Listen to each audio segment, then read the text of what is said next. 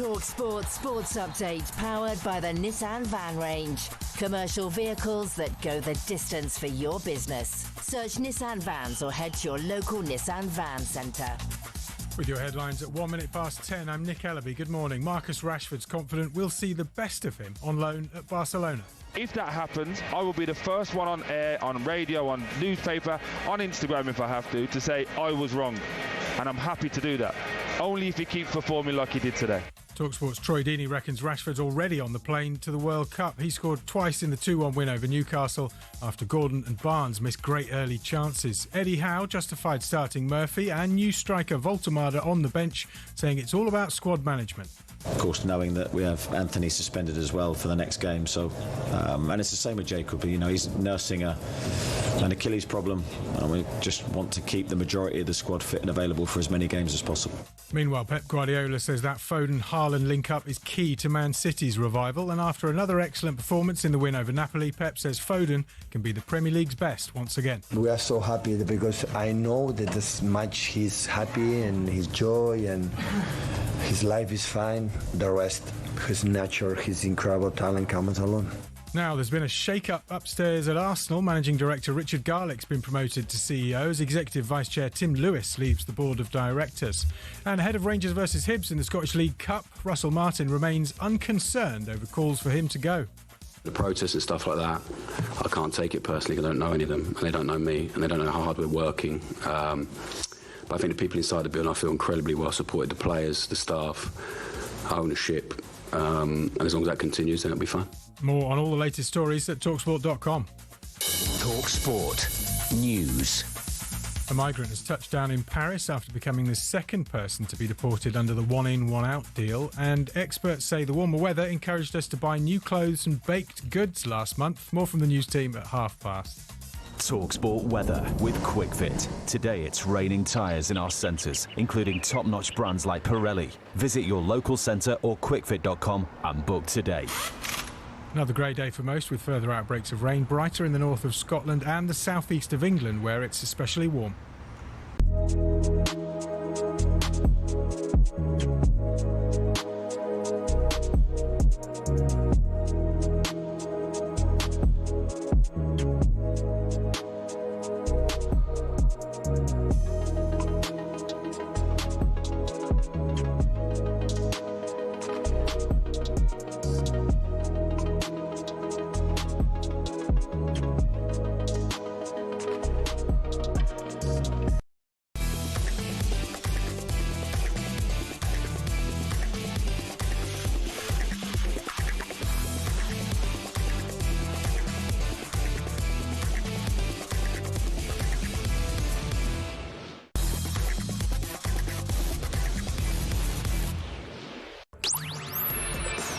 Very good morning to you. It is Sam Matterface, Alex Crook and the former Forest Green manager, Troy Deeney, in the studio this morning.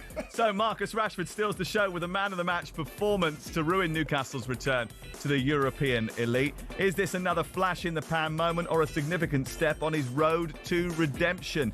Meanwhile, having failed their first test against the Premier League title contender in Liverpool, will Arsenal step up this weekend against Manchester City? A side back in form or a side in need of a victory?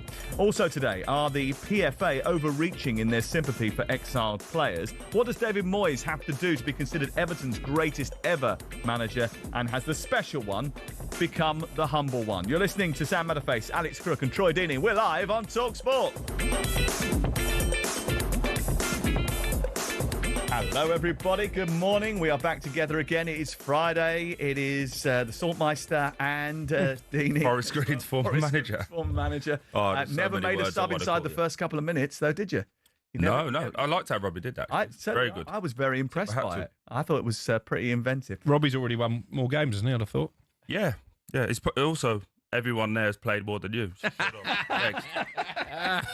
He wasn't saying that last week when I was getting little text messages saying how much you two are missing me. Him in particular. Until we heard what you were doing. Where was you last night? While we was working, where was you? I was at Manchester City last night watching Manchester City versus Napoli, and I got up really early this morning. My alarm went off at 5:15 to come down here and sit with you two. Mm-hmm. Nice. I don't think you've even had any sleep, have you? I got back in at 5:30. Because you were at Newcastle. Newcastle last night. Got back in at 5:30. No sympathy. Got up at 8. Did a little bit.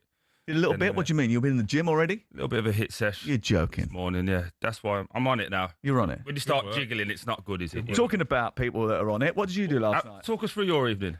I spent a bit of time in a hot tub. I watched Newcastle, Barcelona, watched a little bit of the City game. In the hot tub? Yeah. I've got the TV set up so I can watch it in the hot tub.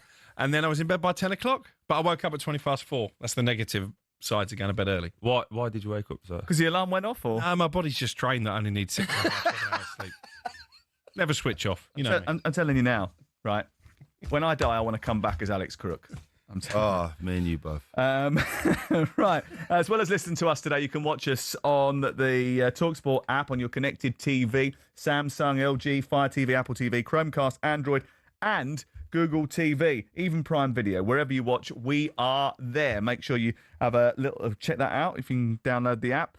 Marcus Rashford has now scored more goals against Premier League teams this season than the entire Manchester United squad put together. That was after he scored last night in the game in the Champions League against Newcastle United. A brilliant header on 58 minutes. And then a wonderful 28-yard, spectacular strike into the top corner.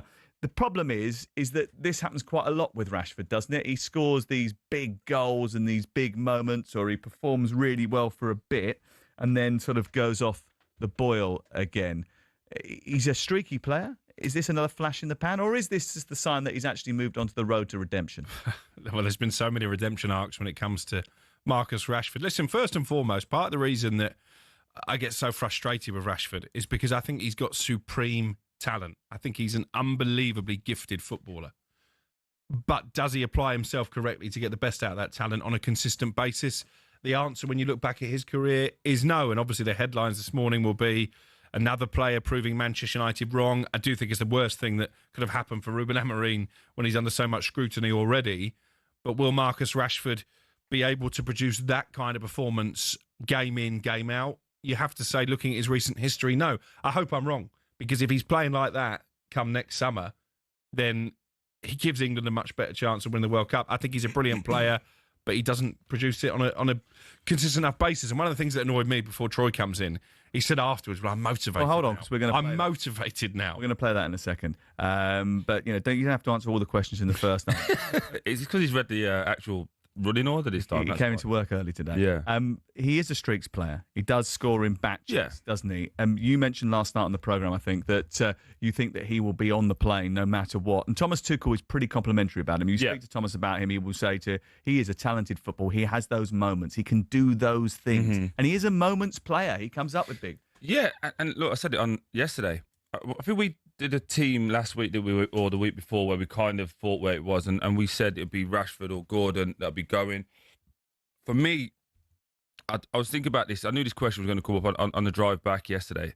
I think we do need to be as loud in our applause as we are negative. You know, when we're negative, Marcus, it's on every back page, it's everywhere. But today, he's earned it. He has genuinely earned it. He was terrific.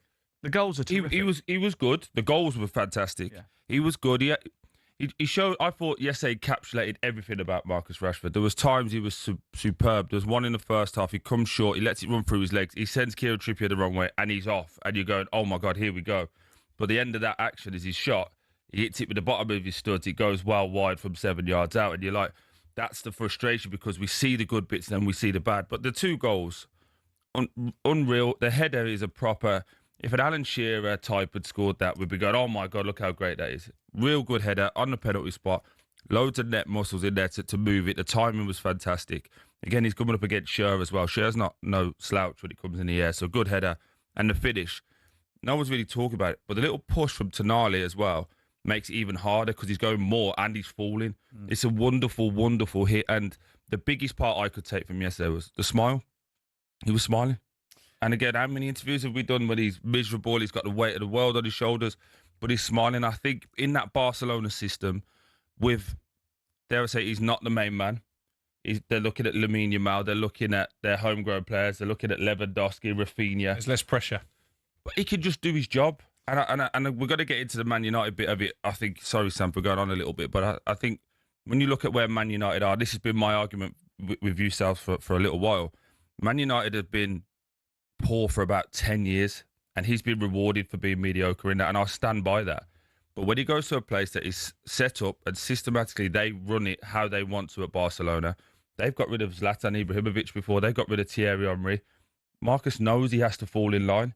And when he knows that and when the structure's there, you're going to see this more often. And he also told our friends at TNT Sports last night that he is feeling motivated and determined. You know, I'm very, very motivated, determined, and I think just the quality that we've got in the team, that excites me alone. So it's refreshing to play with these guys. I've said it a few times, but the team's so young. They play with such confidence, such understanding of the game, and you guys know here's not an easy place to come, and especially try to play the way that you play. I've won here a few times where we've not necessarily played the way that we wanted to play, but today I think we had a good account of ourselves. We defended well, and like I said, we walked away with the win. Rashford ranked first or joint first for Barcelona in terms of shots, touches, opposition box touches, dribbles, possession won. He's the first Barcelona player to produce those numbers in a Champions League match since Lionel Messi in 2015. He's not the first Manchester United player to have success after leaving the club. Mm-hmm. And I think that can be overplayed a little bit because obviously if you leave Manchester United, there is a reason for it. So you've got a point to prove. So people who then move on do want to show everybody that they are still a very good player.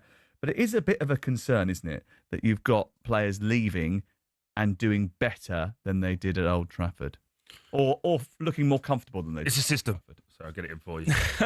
No, it's not the system, it's the culture. But how do you improve the culture? You try and get rid of players that you believe are negatively impacting the dressing room. And obviously, Ruben Amorim identified Rashford as one of those. Same with Garnacho. Højlund, a slightly different story. I think they just felt he didn't have the quality in the end. And one goal 15 minutes into his debut for Napoli doesn't necessarily disprove that, because you look at his body of work at Manchester United, he wasn't good enough. But that comment from Rashford, he's motivated.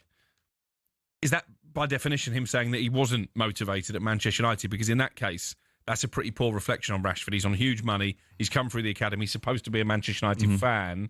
I'm not sure he needed to tell people that he's motivated now because he's at Barcelona. Yeah, but you're taking that as a very deep comment rather than just a throwaway, this is how I'm feeling at this moment in time. You're trying to attribute that to a greater sense of feeling that he wasn't doing something. Actually, what he's saying is that I am doing this. That doesn't mean he wasn't doing it before. Well, he didn't look particularly motivated. No, but the difference, the big key that he said there is the quality of the group of players. That was the bit that came afterwards. He's got a quality group that know what they're doing. The manager doesn't take no messing around. Are you suggesting that he was disillusioned with Manchester United because of the level of player that they were bringing in around him? I'm suggesting that at Man United, he was the big fish and he needed to lead something, and that's not natural for him to be a leader, to be the one that goes, I'll drag you lot forward. In the hard games when it's going a bit messy, I'll drive it.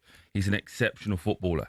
But I was speaking to somebody about it on the way in just now. Being a leader and driving a team doesn't necessarily mean you're the best player. It means you're the person that everyone looks to and goes, right, how do we get out of this? He's the type of player that when things are going good, he's great. When things are going bad, he might have moments like he did at Man United. He had moments. I just think when you look at Man United, again, I don't like his comments when he left, talking about the environment at Man United, the culture at Man United. You were part of it. You were not only part of it, you had a big part of it. That's why you've been gone. He also talked a lot about the fact that they'd chopped and changed philosophy over the course of a number of years, and that affected the... But he never tried to leave in that moment. He got his new contracts. So you can't have that argument of, they kept changing philosophy. When you signed in a new deal, I've been there, you go and ask for a new deal. One of the early questions is, what's happening next? Who's the manager going to be? What's the type of player we're going to bring in? You have those conversations before, because the club will pitch to you not only the monies, but what they're trying to do. So you can't have that argument when you've been signing contracts and you've been playing in it. Again, this is not to bash Marcus. This is just, I'm not going to flip-flop my pattern. I'm going to say, right, when you was at Man United, you were part of the problem. And you had an influence, and the reason you're out there is not because you are how you are as a footballer, it's because of the influence you had on 5 or 6 other people. You decided that you were going to look after yourself and not raise the standard of those 6 people. It might not be natural to you, fair enough. But you've gone to Barcelona, the structure's in place, the players are excellent, and if you don't perform to the level, Thierry Henry spoke about this not too long ago, I think it was on the overlap, but he said Xavi pulled him when he wasn't playing. And there's a standard that they expect at Barcelona, and they've developed that throughout the youth team, And probably since Fergie's gone, Man United have lost that. Yeah. Arsenal lost it for a little bit, and now they've come back again with Arteta. It's just a case of you kept changing, but you forgot who you was. It's also worth pointing out, Sam, there was a narrative behind Rashford coming into this game that actually the Barcelona fans weren't particularly convinced with what they've seen so far. So I think they're great. They're going to want to see. He got hooked after 45 minutes of the game. Exactly. So one game doesn't necessarily prove that Manchester United were wrong to move on. But it is because we spoke about it on the show yesterday. We were speaking about Asprilla, and it was like his coming out moment for Newcastle, one that kids can remember. I think this is coming out party for Barcelona. I think Barcelona fans go, oh, okay, that's got to build on it, isn't it? And also, that's a couple of times now you've said, oh yeah, he scored 14 minutes into his debut, Højlund, and I'm not having Anthony because he didn't play when he came up against a good side in the Conference League. Don't rewrite history. You don't think Anthony's good enough for a top Premier League club, and he Rashford only had one game, blah blah blah. But you have to accept that there is a bit of a trend going on where players leave Manchester United and perform better. We'll come back to it. 03717 2233 44. That is the number to call if you want to get in touch. You can text us 81089. You can WhatsApp us on the usual numbers 03717 2233 44. Stop shaking your head. This is talkSPORT.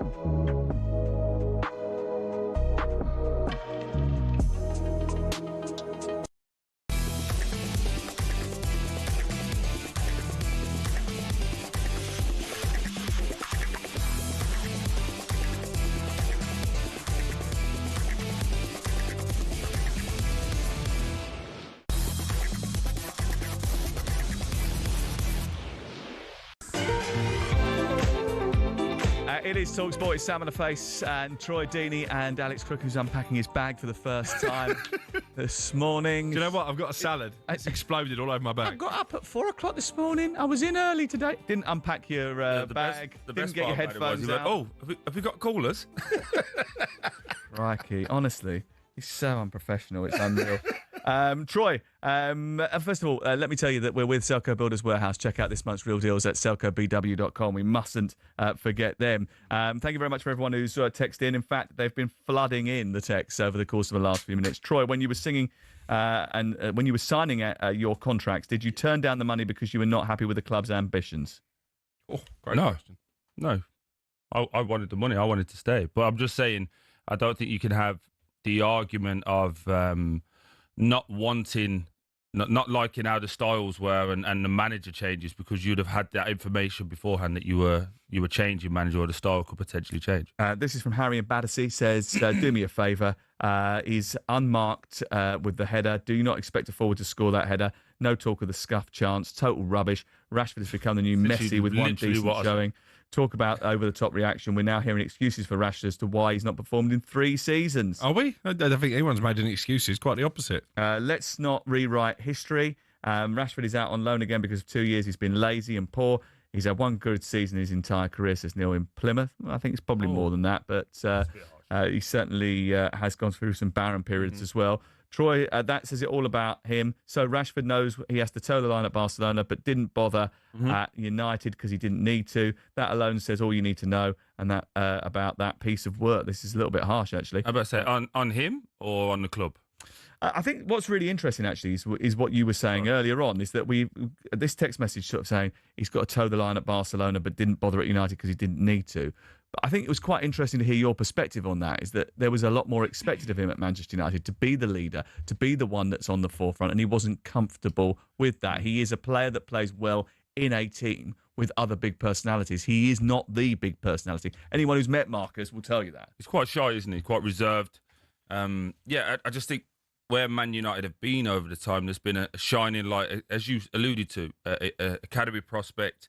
You're one of us. We saw Phil Foden last year struggling with this as well, by the way. Well, we're going to talk about that a little bit later on, and about how Pep Guardiola has mentioned about his sensitivity. But that doesn't excuse poor performance over a period of time, but it might explain why where we are. Of course. And I've said this before. When Man United fans argue about the system, and we just say it's Crooky off air, it's deeper than that.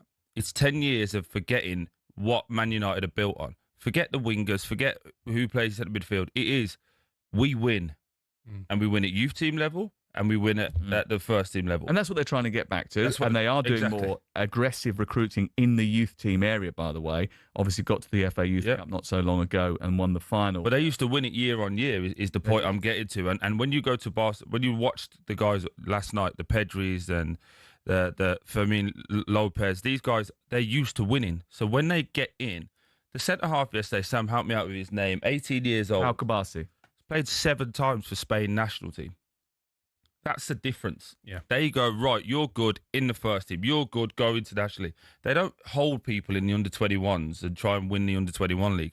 But as soon as you're good and old enough, they'll throw you in. And it doesn't matter if you're 15, 16, 17. You're built to win at Barcelona from a young age. Let's delve into the calls because so many people are getting in touch with us. We've got Josh, Stephen and Stephen. Let's start with Stephen. Hello, mate.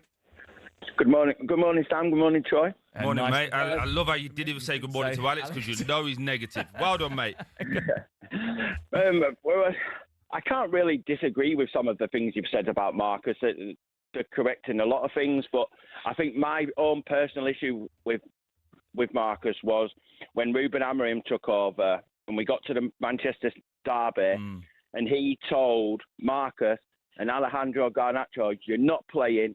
You need to pull your fingers out. I don't think you're performing in training, so you're not going to be playing.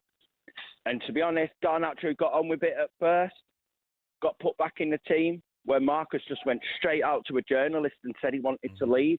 And that's not what I expect from a lad who's constantly told the fans, I'm a Manchester United fan, I'm a Manchester lad, I want to do well for this club, blah, blah, blah, with all the things that he said.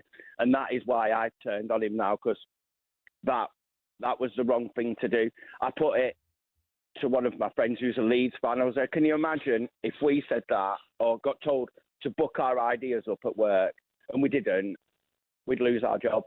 Stephen, thank you very much. Appreciate your call. We've got loads of people to get through. And look, this is a kid that a couple of years ago was absolutely revered in Manchester. I've taken you up there, the mural at the end of my road, where we've got a massive, great big picture of Marcus on the side of one of the buildings in Withington, where, you know, especially after the Euros and the aftermath of the first Euros where they got to the final, he was being treated and lauded, and he was held up as this great sort of bastion of everything that's great, not only about England, but Manchester and especially Manchester United. Crook's at it again, says Daz. Less pressure at Barcelona. Give your head a wobble, mate. Played well last night. That's the conversation. And I'm a Man United fan from Manchester. Daz. Marcus Rashford, says James, he's only doing what we all know he's capable of because it suits him. He wants to play this way to get back into the England team for the World Cup. Where was the desire to help the club that made him? Josh is an Arsenal fan. Hello, Josh. Hello, how's it going, guys? Yeah, we're good, thanks. What do you want to say to Alex Crook, Troy Deeney? Excuse my French, all right, but it just makes me really, really sick and sad. The constant talk of Rashford this, Rashford that. Dean Saunders talking about the car he drives. Like, the boy is an absolute baller, okay? Josh, no one said anything different. No one on this show said anything different. Listen what I'm saying, all right? Marcus Rashford is a phenomenal player. And the problem he had, we all need to be honest with ourselves. Man United are a crap football team. And they've been crap for the last 10 years. Let's be honest. Man United is an absolute graveyard. Any player that goes there just disappears. Look at Scott McTominay. Look what he's gone and done. Eh? Look what he's gone and done at Napoli. Rashford, I'm telling you now.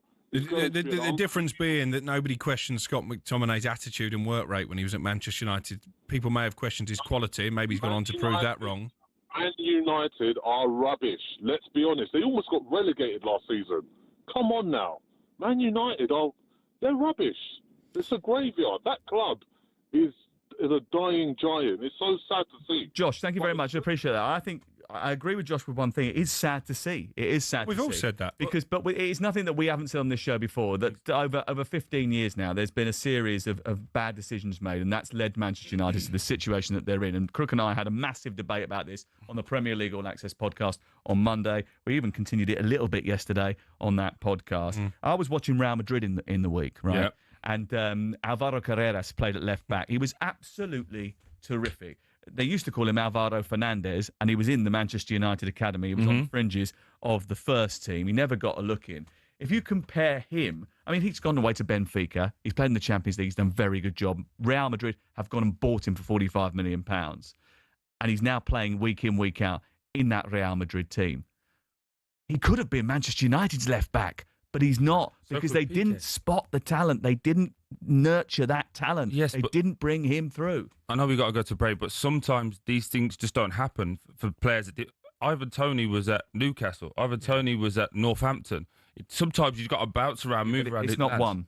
No, I know, but I'm saying Gerard Piqué. It's 5, 6, 7 I totally get that. But my point is, when you have a system, Joe, let's go to break and I'll carry it on afterwards because I'm getting shouted at. I like the tease. I like good discipline there, mate.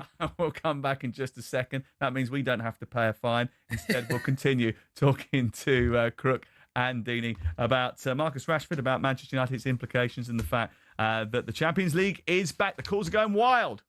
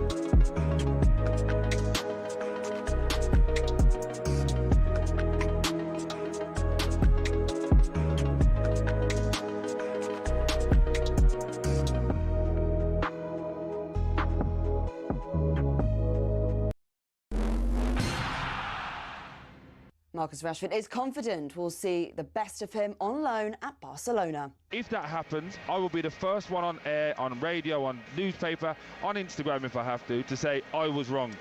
And I'm happy to do that. Only if he keeps performing like he did today. talkSPORT's Troy Deeney reckons Rashford's already on the plane to the World Cup. He scored twice in the 2-1 win over Newcastle.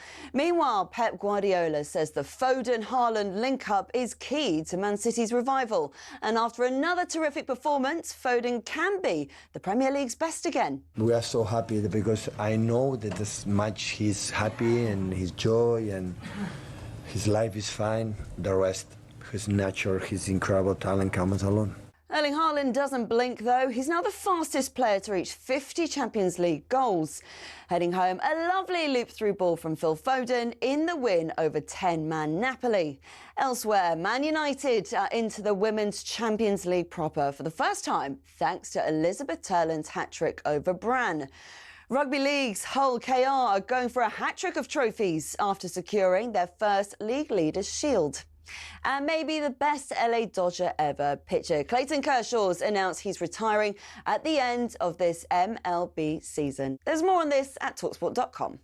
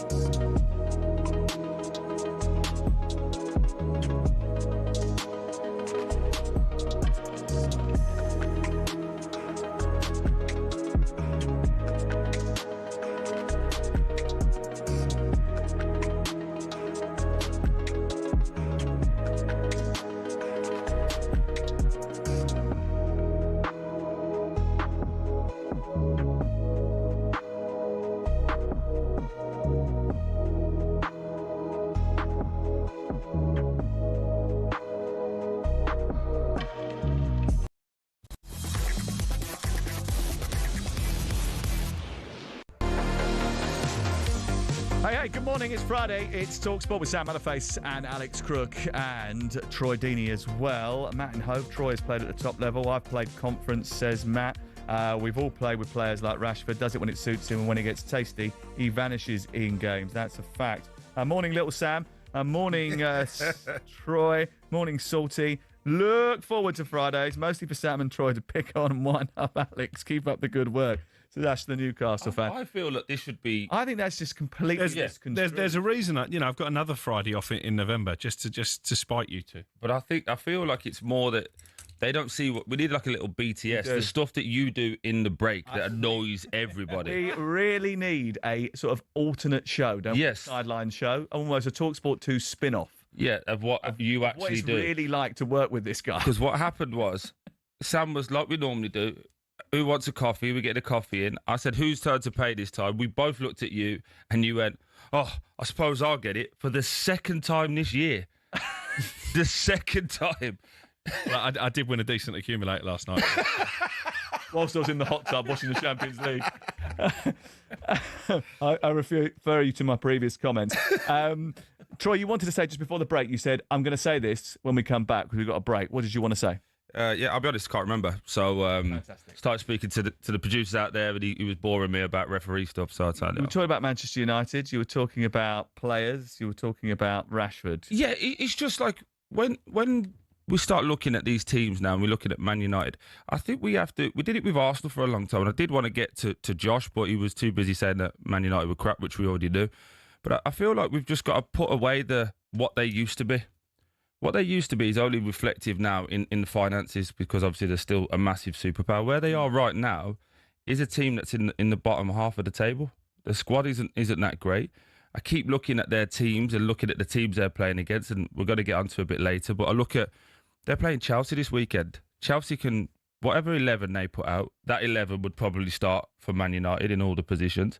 And you could probably start looking at the 4 or 5 on the bench. I said it on Monday. Look at 4 or 5 players off the bench for Man City at the weekend. They would start and be top players for Man United. It's just where they're at. So this isn't a dig at Marcus Rashford because we all know he's a talented player. We know he is, but the fundamental of where Man United are is so much deeper than systems and the manager. They've lost their way of who they are. Absolutely. Right, okay. What about Newcastle United? Because they were the other side of the coin last night and put in a reasonably decent performance, actually, over the course of 90 minutes. Had a couple of really big chances in that first half. Gordon and Harvey Barnes missing from close range. Would have been different, maybe, if they'd had an out-and-out striker. Yeah, that's what I said on the broadcast last night. I thought the first chance where Langer goes down the side, gets past Martin and whips one in, Gordon just misses the ball. And it's a difficult one for a winger because you're not used to running at that pace and how to arc your body. We talk about the nuances of it. A striker gets a clean contact on that and it at least hits the target. And I said it's difficult to say this because you know they had to move on from Isak. But in games like that, that's why Eddie Howe didn't want to sell him. For that quality. I think Eddie Howe will probably get a little bit of criticism for not starting Voldemade last night, but he is hamstrung a little bit because Gordon is in a situation where he's suspended next week, so he can't play. So they've got to play Voldemade on Saturday. Voldemade himself had a bit of cramp in the previous game where he won the match for them against Wolverhampton Wanderers. You've got Visser, who's got a knee injury. He's juggling his resources at the moment, and there's a little bit more margin for error in the Champions League. Cramp. Yeah. Well, that's what I heard. We're giving him grace for cramp. Well, yeah, but I take on board the point. You know, Newcastle would have had to have been near perfect, I think, to beat Barcelona, and they were very good in that first half. But there is margin for error. You look at the fixtures to come, and there's enough time to turn it around in the Champions League. It's not been a brilliant start in the Premier League, so maybe Eddie Howe felt, actually, Bournemouth is the priority this week. As big an occasion as it was, we've got time in the Champions League. We probably can't afford to drop more points in the Premier League. The Bournemouth game is the priority, and the reason for that is because they dropped points already in the Premier League, which maybe they shouldn't have done, done because they haven't had that sort of killer instinct or that striking prowess, which they now do have going forward. So it is an important game at the weekend. And the Barcelona game, 9 times out of 10, they're not going to win that one anyway. Yeah, so what we're now saying that if we're 9 times out of 10 we know we're not going to win, just change it up. No, but what we're saying is juggle your options at the right moment. I think tactically you got it spot on. Yeah. I think you got it spot on. That in an ideal world, if everyone was fit, I think you go Visser through the middle and he goes Gordon on the left, and then he brings Barnes and the big man who I can't say his name, Voldemade, bring him on as well. But that wasn't a game for Voldemade. The game at the weekend will be for him at Bournemouth on a smaller pitch. He drops deep, they come, and then you got the runners inside. I think what we fall victim to a lot of time is making excuses for Eddie. He had a great game plan yesterday. Unfortunately, like the Liverpool game early in the season, they press and they'll go attacking for like 30 minutes. They have that 2 or 3 minutes of just catching their breath because it's impossible to do it for 45 minutes. Yeah. And Barcelona just went, no problem. And they kept the ball for 10 minutes. And it just killed them. Their start to the second half, literally the kickoff, was old school League Two. Just Tonali drilled it into the corner and went, right, we're going to go hem you in and press you in. They did it again. But after 10 minutes, Rashford scores. And it's just... They can't sustain that because without everyone being fit, they just don't have that squad to keep going. And he's doing a good job. He's doing a great job. I also think no one's really talking about how disruptive their pre-season has been. Not knowing if Isak's going to stay. Not knowing who they can get in. Is that on the owners, though? Because it was the owners ultimately who jetted in at the end of the transfer window and did the deal with Liverpool.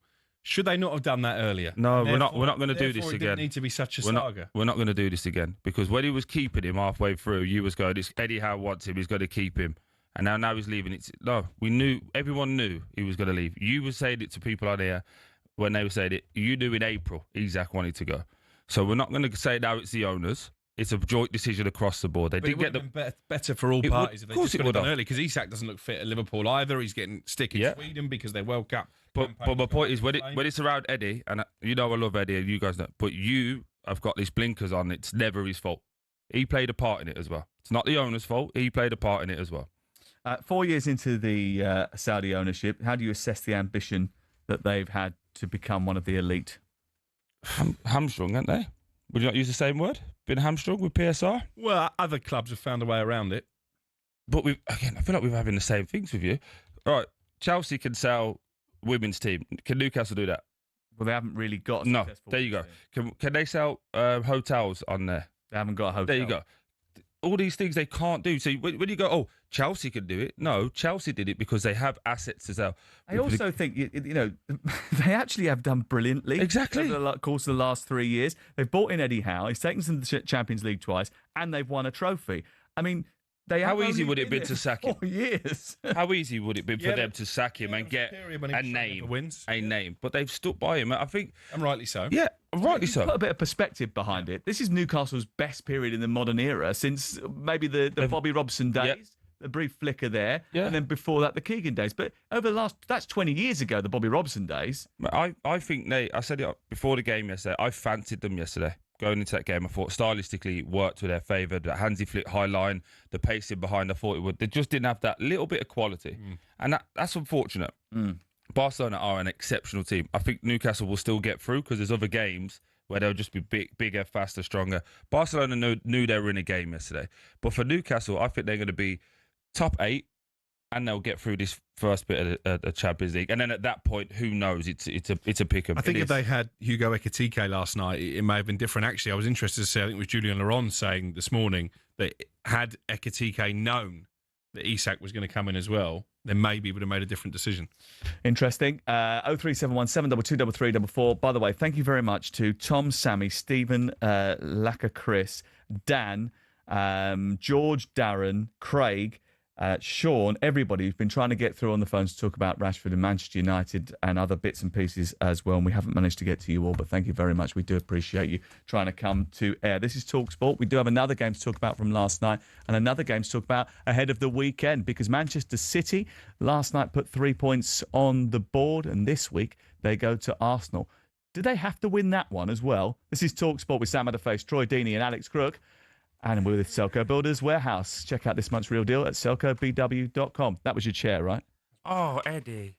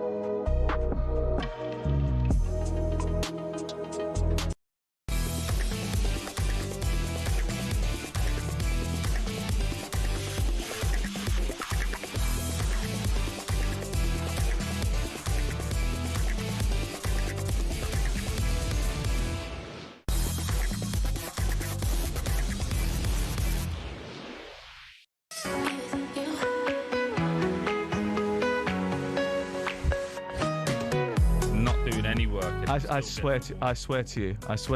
I'm putting a request into God. I'm coming back as him. Honestly, the stuff, mate. That was a moment. Yes. On the behind the scenes show. Yes. That goes viral, isn't it? That is it. He's just complained about buying everyone who works in the back and does all the work for you, so you can just turn up and. I've just written his news story that he's going to break at 11 o'clock. He's got a story he's going to break at 11 o'clock, and I've just written. Didn't even want to buy anyone a tea and a coffee like me and Sam do every week. We normally get donuts. And then someone walks in and gives him the biggest reward ever. But you two are millionaires, to be fair. We should caveat that. You know, he works for every media organisation. No, Sam, tell him right, multi-millionaires. Come on. And you played in an FA Cup football. You were there at Wembley, weren't you? This is talkSPORT with Sam Matterface, Alex Crook, and Troy Deeney. We're here till 1 o'clock this afternoon. Last night I went to Manchester City against Napoli. What a performance it was from Phil Foden. He was terrific again, as he was on Sunday. But I want to talk about Erling Haaland because he scored the fastest ever 50 in the Champions League, beat Ruud van Nistelrooy's record last night. Do we appreciate how ludicrous his goal record is? Absolutely not. Absolutely not. Because me and Mickey Gray had a chat yesterday, and I said if I was going to start a team today, my striker would be Isak, because I think he's got the best at everything. He doesn't really have a weakness in his game. And Mickey obviously said Haaland, and it's hard to disagree with that because his goal output is phenomenal. But you know, when someone's that good, we start looking for the flaws. That's when you know how good it is. When we're like, oh, his link-up play is not great. But Haaland scores goals, that's what you get. My worry is in games like this weekend, when Arsenal drop off deep, he hasn't been able to just take it to the next level and figure out what it is. Because there'll be 3 or 4 games this season where the opposition just drop deep, he gets 5 touches, and then we're going, oh my God, is Haaland any good? 50 goals in 49 appearances in the Champions League, 90 goals in 101 appearances in the Premier League. He scored 5 goals in Norway's hammering of Moldova the other day when they won 11-1. And do you know what? The other thing that people do never talk about, but is a major asset, is his ability to help out at set pieces in his own box. Yeah, he was great against United as well defensively for that. I think he's amazing. Is he the best striker we've seen? Or you put in R9, Ronaldo? No, he's not in R9's category. He's not, even though he scored all those goals? Doesn't matter. And anyone who plays the game will tell you the same thing. Why? Just explain to us why. Because R9 could do everything. Yeah. There's nothing he couldn't do. He could get the ball from midfield and run past. And again, not to compare generations, but when people could actually tackle and take you out, he's skipping past these people. 2 knee operations, still doing that. Going to Man United in the Champions League, scoring a hat-trick and getting clapped off. There's just levels to what these people were doing. And again, that is not... I hate doing that because it always feels like you're going, oh, Haaland's not that good. Haaland's great. But he is a traditional poacher. And in the generation I watched, he would come under the Michael Owens, the Andy Coles, great goal scorers. He'd come into that category. I think when you're talking about R9, look at all the legends. They all say he's the greatest because he can do everything. Because he does miss chances, Erling Haaland, and that's everyone. That's a strength as well because he doesn't get fazed by the fact that he misses opportunities. But he missed an absolute sitter in the derby last weekend. Hit the post from 4 yards. He should have been walking away with a match. Stat on that. Sorry to interrupt you. Did you see the stat on that? At that point, he had 5 touches in your half. It had two goals and 1 at the post. It was frightening. I said in commentary last night that I was hoping to get a better gauge, actually, on where you Manchester were gutted City when De Bruyne got sacrificed. I was, yeah. Devastated. I text you about it. Everyone was watching Newcastle anyway, so you were fine. Do you know what? I wish you had this level of scrutiny on your other mates in football. If you was this opinionated on like Eddie Howe and that, we'd have a great show. Hope me, Sam. It's not a bad show. I was basically saying that I wanted a better gauge on Manchester City against Napoli because they've had an up and down start to the season. They were very good against Wolves. They were very good against Manchester United. But I don't really think that you can measure that because against Tottenham, they were outthought. Against Brighton, they were caught out. And I just wondered whether or not that they are at the level that people make out they're at when they play against Wolves and United. This weekend will provide them with a real test. Foden, Haaland, Doku was excellent last night, superb. Reinders got involved a little bit more again, but they have such a big game Sunday, and this is why I think this is huge. They play Arsenal. It's always a massive game when they play Arsenal. They haven't beat them since 2023. If they were to lose and Liverpool were to win the Merseyside derby, they will go into their 6th Premier League game of the season, 9 points behind the leaders. No guarantees that Liverpool will win, I know that, but it is a realistic possibility, and where would that leave them? It would be a tall order. And I still think, actually, if we look at the title race, and I think Troy tipped up Erling Haaland to win the Golden Boot, I think he'll probably be proved right there. For me, it's between Liverpool and Arsenal. I think Manchester City in transition are not quite there yet to challenge for the title. Yeah, great point. Yeah, great point. I was going to ask you, Sam. I think the area of concern for me is, yes, they're great going forward. When he gets turned over, I just don't know if they've got the legs anymore. Rodri's not all the way up to speed. Not yet. Reinders is naturally more of a forward-thinking player, more of a 10, but he obviously is in there with his legs and his energy. But the one thing you do have to give this Man City team now is that the two pivotal ends of the pitch, they've got the best goalkeeper and they've got the best goal scorer. I just wonder if it's a must-win for both teams this weekend. Arsenal need to make a statement as well, don't they, after failing to beat Liverpool in the previous sort of big title tussle of the season. And Manchester City, we've already outlined the statistics. And after European games, actually, they haven't performed particularly well. I think they lost 5 of the last 7. Yeah, you mentioned that on the podcast. I don't see a scenario where Arsenal get beat. I think they avoid defeat. And if you ask me to absolutely nail my colours to the mast, I would probably go on the side of home victory if Mikel Arteta shows a bit more ambition than he did against Liverpool. I just think they're so good defensively, Arsenal. Yeah, brilliant. They've won, their first 3 home games of a league season without conceding for the first time since 1960. And not that, Troy, you like trash talk in any way, shape or form, but do you think that this game needs a little bit of edge? Because last year we had the sort of Miles Lewis-Skelly, Erling Haaland, stay humble moment. Yeah. But apart from that, it's usually a bit respectful, isn't it? Because Arteta and Pep are I think that's changed. I think that's changed because Arsenal have started to beat City. Yeah, possibly. Their players don't like it. I just think when it needs a bit of that, I think. You know, the one person, again, it's going to feel like I got a vendetta against this fella, and I promise you I don't actually care one bit about him at all. But Gyökeres needs to score in a big game. Yeah. He has to. For where he's at now, he's scoring, but he's scoring in the games we would expect him to score. And my belief that Arsenal brought him in is to score in these type of games, is to score against the Man United at the start of the season, score against Liverpool, score against City. That's where I think they brought him in. So I think it's a huge game for him as well. You want to go Sunday? Should we go? We're going to have to go and look after Perry Groves, aren't we, and counsel him through the afternoon. Okay, we'll do that Sunday afternoon, 1:30. The Game Day Live comes from the Emirates Stadium. Crook and I will be there with the Ginger Winger from 1:30. Make sure you join us for that. This is talkSPORT. It's Sam Matterface, Troy Deeney, and the Saltmeister. We're here through to 1.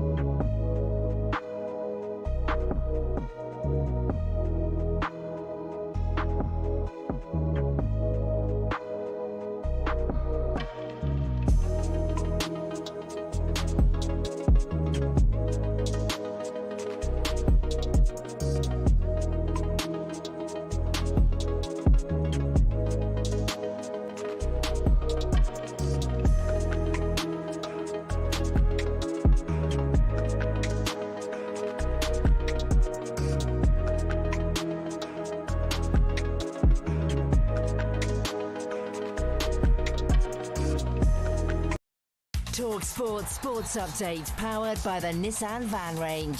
Supporting van owners to get the job done. Search Nissan Vans or head to your local Nissan Van Centre. With your headlines at 11:01, I'm Nick Ellaby. Good morning. We'll start with some breaking news. talkSPORT understands West Ham officials have spoken to former Nottingham Forest boss Nuno Espirito Santo, which means Graham Potter's facing a crunch clash at home to Crystal Palace, with West Ham actively sounding out potential replacements. More on this coming up in the show. Meanwhile, Troy Deeney says Marcus Rashford will benefit from not being the main man at Barca, and he's still cooing over that second goal at St James's Park last night. No one's really talking about it, but the little push from Tonali as well makes it even harder because he's going more and he's falling. It's a wonderful, wonderful hit, and the biggest part I could take from yesterday was the smile. He was smiling. Former Newcastle midfielder Lee Clark told talkSPORT Newcastle's defeat was a shame but no disaster, and the new Champions League format means less jeopardy anyway. 7 games remaining. Hopefully you get enough points where you go through to the knockout stage automatically, but then you've got the opportunity, a second one, of going through in the playoffs. Meanwhile, Ray Parler's delighted to see Phil Foden back to his best following City's win over Napoli. Alan Brazil asked Ray about Guardiola's comments. Phil Foden was happy again and that his life is fine. Is that? He always looks at that. Pep saying, I think he always looks at that. Living right. Yeah, maybe, and he looks like he is now. He's training better, and this, and you're formed, and it's all about confidence, Al. It's all about confidence. Now, there's been a surprise shake-up in Arsenal's boardroom. Executive Vice Chair Tim Lewis has left the board of directors after 17 years there. Managing Director Richard Garlick has been promoted to CEO.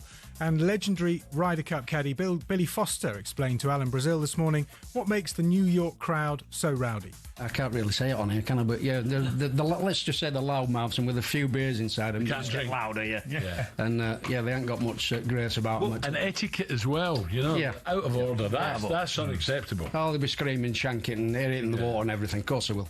The Ryder Cup starts next Friday. That breaking news again. We understand West Ham officials have spoken to former Nottingham Forest boss Nuno Espirito Santo, which means Graham Potter is under pressure facing Crystal Palace at home this weekend. More on this at talksport.com.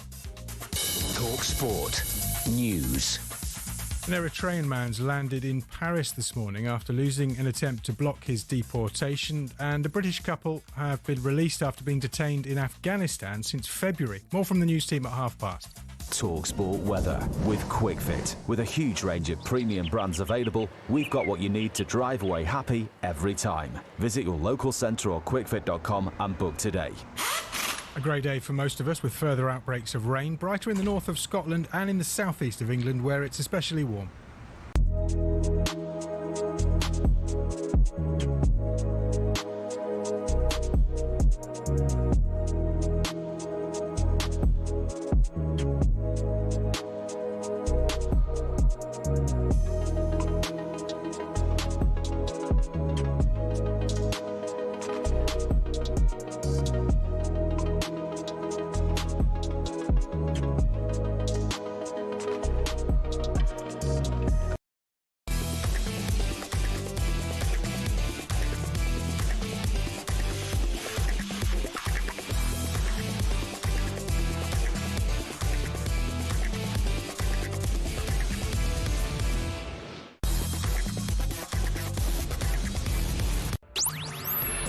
Hello everyone, this is talkSPORT and we're live till 1 o'clock with Sam Matterface. The former Watford captain Troy Deeney is there alongside Alex Crook as well. So many big games to talk about in the build-up to the weekend. Manchester United take on Chelsea this weekend, 5:30 tomorrow night. Chelsea have had a little bit of stick this week from people who thought that it was out of order that Raheem Sterling was training on his own late at night in the freezing cold at Cobham when it was dark and the floodlights were only on half power. About 5:30. It was 8 o'clock at night, actually. It's terrible. When he posted it. The PFA is in talks with Chelsea over the handling of squad outcast Raheem Sterling and Excel Disassi. As things stand, the players are training away from the club's first team set up after Enzo Maresca made it clear they're not part of his plans. Renato Vega also fits into that category. This is what he said. He said these are Chelsea players because they have a contract at the club. At this moment, they're still training apart. The idea is to continue in exactly the same way since we started the season. I don't see one of them. I didn't see Renato. I didn't see Axel. I didn't see Raheem because they train at a different time on a different pitch. I haven't seen them since we started the season. Asked if there was a way back to the first team for those players, Maresca said no. So, is that okay? The PFA wants to ensure that Disasi and Sterling have the platform to train at their optimum level. Are they right to intervene and investigate the situation? Before Troy gives us his take as an ex-player about what Raheem Sterling and Axel Disasi are going through, I think it's lip service from the PFA. And the reason I think that is because we asked Maheta Malango, their chief executive, to come on the programme. He said no, as he often does. So if they're not willing to come on a good guy, and explain what is happening, then I can't take it too seriously. No, well, basically what's happening is there's a basic requirement that Chelsea will have to do, which is provide a pitch, provide the same facilities, i.e. treatment, etc. And at least 5 players. At least 5 players. And I think that's the little bit that they're kind of arguing about is there's probably only 3 of them. So they can't have a full session, can't keep up. But that's probably the only bit that they complain about. I understand it from the lads' point of view, why they haven't moved and now it's like, we've been outcasted. My only frustration and concern at this whole thing is when we start feeling sorry for players who just had an opportunity to leave. You just had an opportunity to Would you have left if it meant you had to take a pay cut? I would have. Well, yes, long term would have been, yes is the quick answer. The problem I have is, did any of us think that Raheem Sterling was still going to be at Chelsea this year?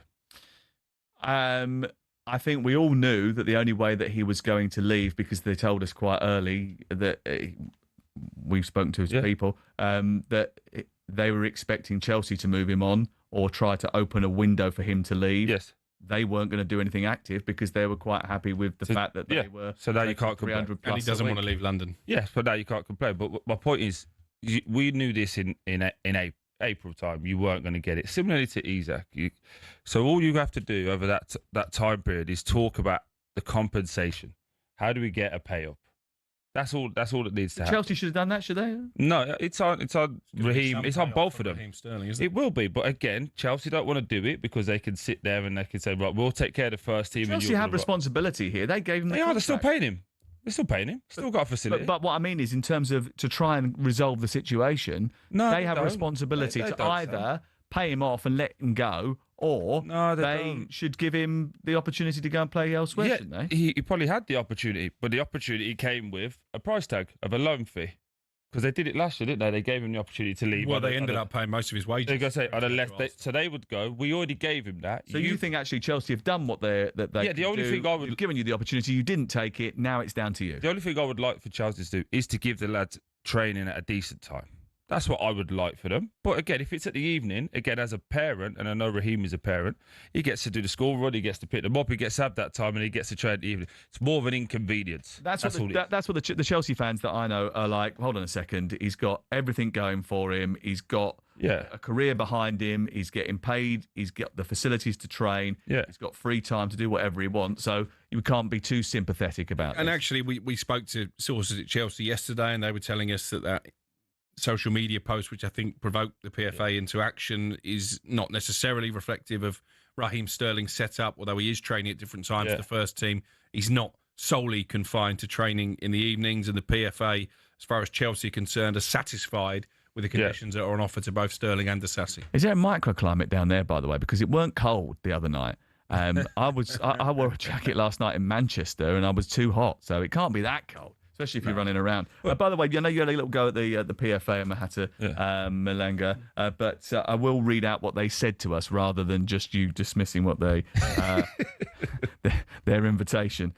He said, thanks for getting in touch. We don't have anybody available tomorrow. We also have to be mindful of the sensitivities and confidentiality around the situation. But thank you again for getting in touch. Maheta's always good. He's done a lot of good work for the PFA since he's been in. I think the problem you have with something like this is you can't say it's sensitivities when Raheem's the one posted it. Yeah. That's a bit, I think you kind of lose it at that point.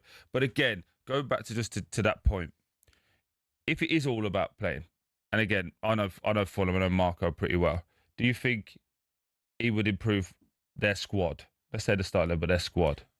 Yeah. Yeah. So you can still stay in London, take a hefty hit. Well, I think he was open to a move to Fulham. I was going to ask you, what are the options? Because the Fulham option didn't develop. No. They went for Tyreek George instead, and they almost signed him. But the problem is because the amount of money. Because again, if it was put to Marco Silva, I bet in an ideal world he would want Tyreek George because he's younger, faster, more excited.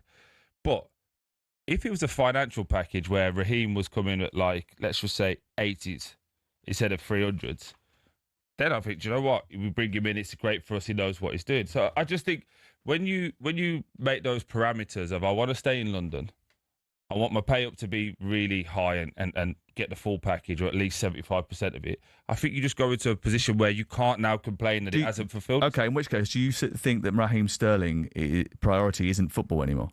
No, I think Raheem Sterling, like most footballers, when they got a big contract behind him, is Raheem Sterling. He wants to look after himself and get paid, and so fair play to him. But you then can't have it the other side. Like I just said with Marcus, you can't go, well, I didn't get all my money and now I'm here, but I'm training at 8 o'clock. This is really career, terrible. though, Troy, isn't it? Exactly. Like so they're wasted. And but the flip side of that is the reason he wants to stay in London is for family reasons. That's why part of the reason he signed for Chelsea in the first place. And I think he would go back to the start of last season when, if you remember, the weekend that he was left out of the squad and Enzo Maresca came out before they played Manchester City and said that he's not part of my plans. Crikey, we were there that day. He was actually part of a Chelsea advertising campaign for a new sponsorship, I think it was, that weekend. And up until the Friday morning, the Friday before they played their first game, he was under the impression that he would be part of Enzo Maresca's plans. And I think he feels like he's been badly treated also there's as a result of that. And there's an element of I'll dig my heels in then. Yeah. No problem. Because again, I don't think this is going to happen because Maresca's got to a good start, but he could go, well, I could probably sit out last year. He is in the Premier League squad. Yeah, I could out last year. And if Maresca was to go on an 8-game losing streak and Chelsea chopped, who knows? But again, I just don't think, I get frustrated with lads when they go, I want all my money, I want to stay here, I want to do this. Oh my God, I have to train at 8 o'clock. Right, in the real world, everyone will be buzzing for your life. Like, it's a short career, enjoy it. Enjoy it. And if it is all about playing football, give up a large portion of your money and go and get somewhere else. Well, because he's not going to be short.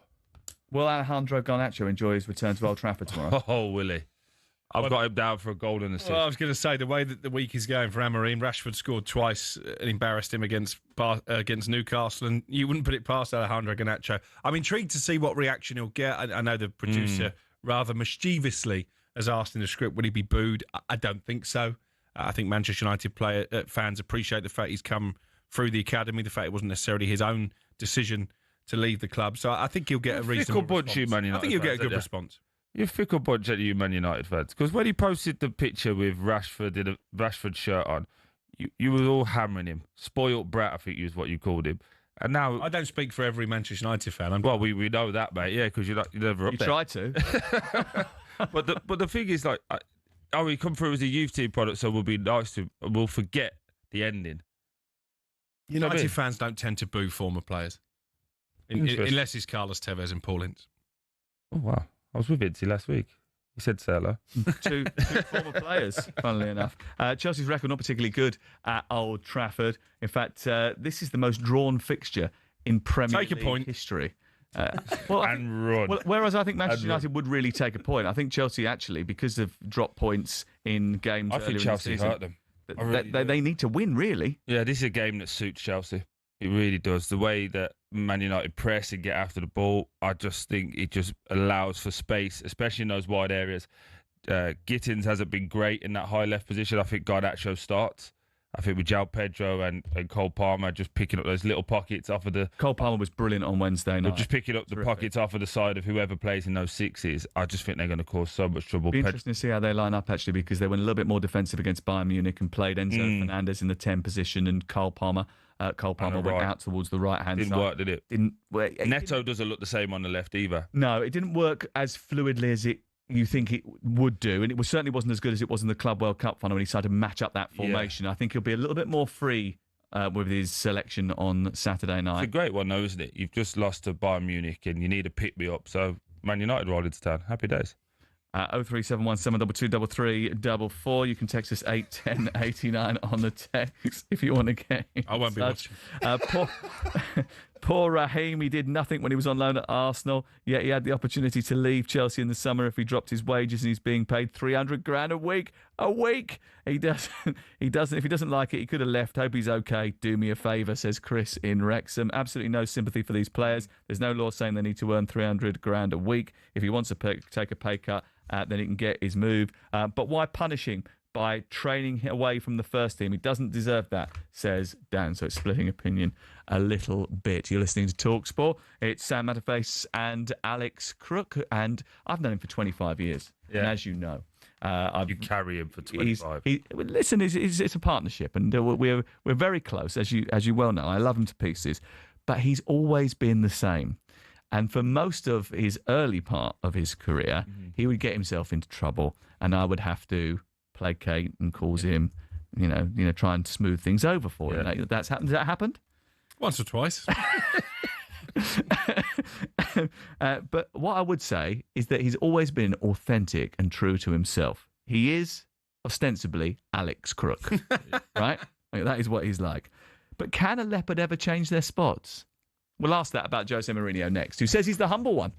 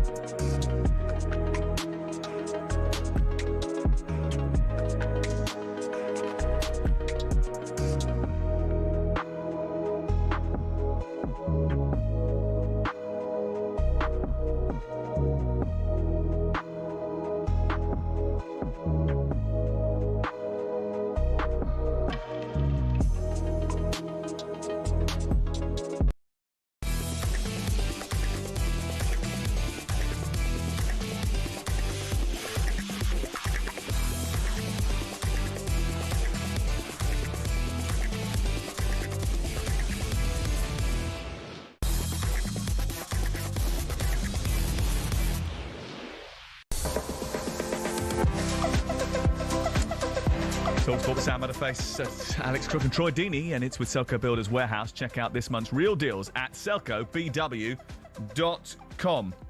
Now, 21 years ago, a young, dashing Portuguese manager burst onto the scene with these immortal words. I have to say this. We have top players. And I'm sorry, I'm a bit arrogant. We have a top manager. Again, please don't call me arrogant, because what I'm saying is true.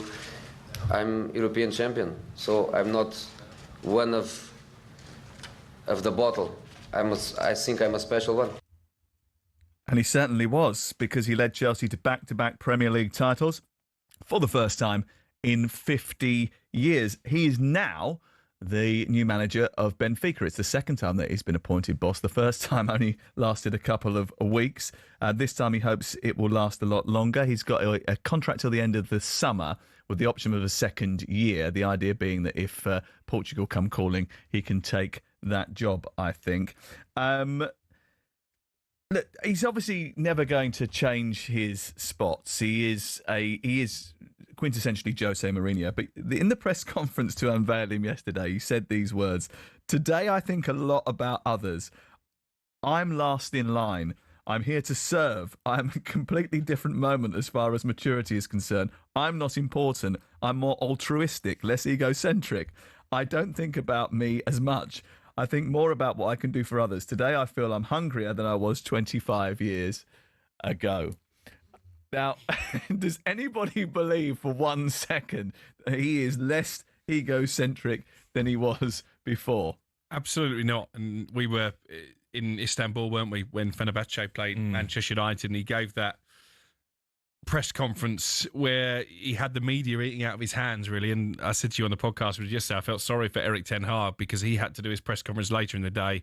I mean, ten Hag was quite a dull interviewee anyway, and he just couldn't compete with Jose Mourinho. So, no, the ego is still there, and it will come out in different guises. What I did think was interesting that he said, no, I agree with him 100%, he said that coaches willing to die for an idea are stupid. So what he's saying there is you need to be tactically versatile. Well, what he's saying is you need to win games. Yeah, and he does that. You know, he does tend to do that. Obviously, he can fall out with people. He fell out with the hierarchy at Fenerbahce, but I do think football is better for having Jose Mourinho involved than not. I did get an indication that he wasn't universally popular at Fenerbahce. Wasn't a very subtle indication, if I remember rightly. No, but I do think there's an element of him that has been humbled, though, right? He was top of the tree, and you know, the last couple of jobs haven't gone the way he would have liked, and he's been unceremoniously moved on. No, we had a debate about this, and you said he's become a caricature of himself. I do think he's become a caricature of himself, and I think, you know, your take on the media side of it is more where I'm leaning to.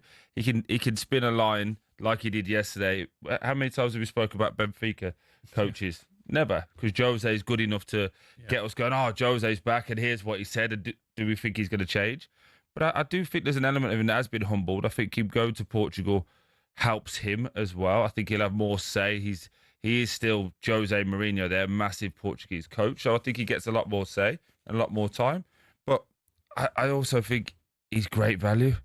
He's great value. As soon as he lost his right-hand man, who was his right-hand man? Was it Chelsea? Ruffer. As soon as he lost him, if you look, the dynamic just wasn't the same. Well, it was at Manchester United. Yeah, when they won, didn't they? And then he called it a day, and I think for personal reasons. And since that moment, it's never really been the same. That dynamic is them all together. But he did do quite a lot of trying to refresh his coaching staff. When he went to Tottenham Hotspur, he brought in younger, more forward-thinking coaches to try and sort of refresh that sort of voices around him. I maintain this. I think if you're Jose Mourinho, you've got a massive reputation. He can live off that reputation and his character for the rest of his life, and then he'll never really have to work again. But he wants to be involved in football. I think there was a period, and maybe the Fenerbahce job sort of falls into this category, where he sort of almost played the Jose Mourinho character because I think he was burnt by what happened at Manchester United and what happened 100%. Because he did a good job at Manchester United, probably arguably the best job in the aftermath of the Sir Alex Ferguson era. Well, in terms of what he achieved, yeah, he won that Europa League, and he the was League Cup, discarded pretty quickly. in the He Premier didn't have League. the power to be able to control the dressing room in the way he wanted to. It does make you wonder what would have happened if he had been allowed that. Yeah, I would have put money on it wouldn't be in this situation now. Just as a culture from top to bottom. Again, I remember listening to I think Simon interviewed John Terry. I'm sure it was on Simon's interview, but John Terry was saying the first time at Chelsea, it all ran through him, and it was so good because you couldn't bypass him. Second time, you could bypass him, and with a manager with that power. And again, I say it all the time. You look around all the big clubs at the moment. Liverpool have it, Arsenal have it. You can't bypass the manager. Man City have it. When you can't bypass the manager, it just makes the players fall in line. And at certain clubs, I just don't think you can do that. Well, look, he's back on the landscape, and he's going to be back on our landscape as well, because it won't be too long before we see him in this country. Benfica against Chelsea, live on the talkSPORT network. He writes his own scripts. At Stamford Bridge as well. He writes his own scripts. What are the chances that he takes over at Benfica? His first game back on Sunday is 25 years to the day that he was first appointed, and his first Champions League game is back at Stamford Bridge. And James Horncastle was doing another podcast that I was listening to the other day, and he was saying it's absolutely out of order that someone dare knock Fenerbahce out of the Champions League, because what it has done is it's robbed the whole of Europe of 16 press conferences with Jose Mourinho pre and post match. But we're going to get 14, so that's absolutely fine, and we will take that, and we look forward to it. And listen, he used to work for us here at talkSPORT, and we absolutely loved having him. Because he is, as we said before, complete box office. That's Jose Mourinho. Of course, both his two clubs meet tomorrow, Manchester United and Chelsea, at 5:30. We've got live football from the Merseyside derby for you tomorrow, 12:30 start. I'll be there with Charlie Adam and Reshmin Chowdhury from 11 o'clock. Stick with us for that.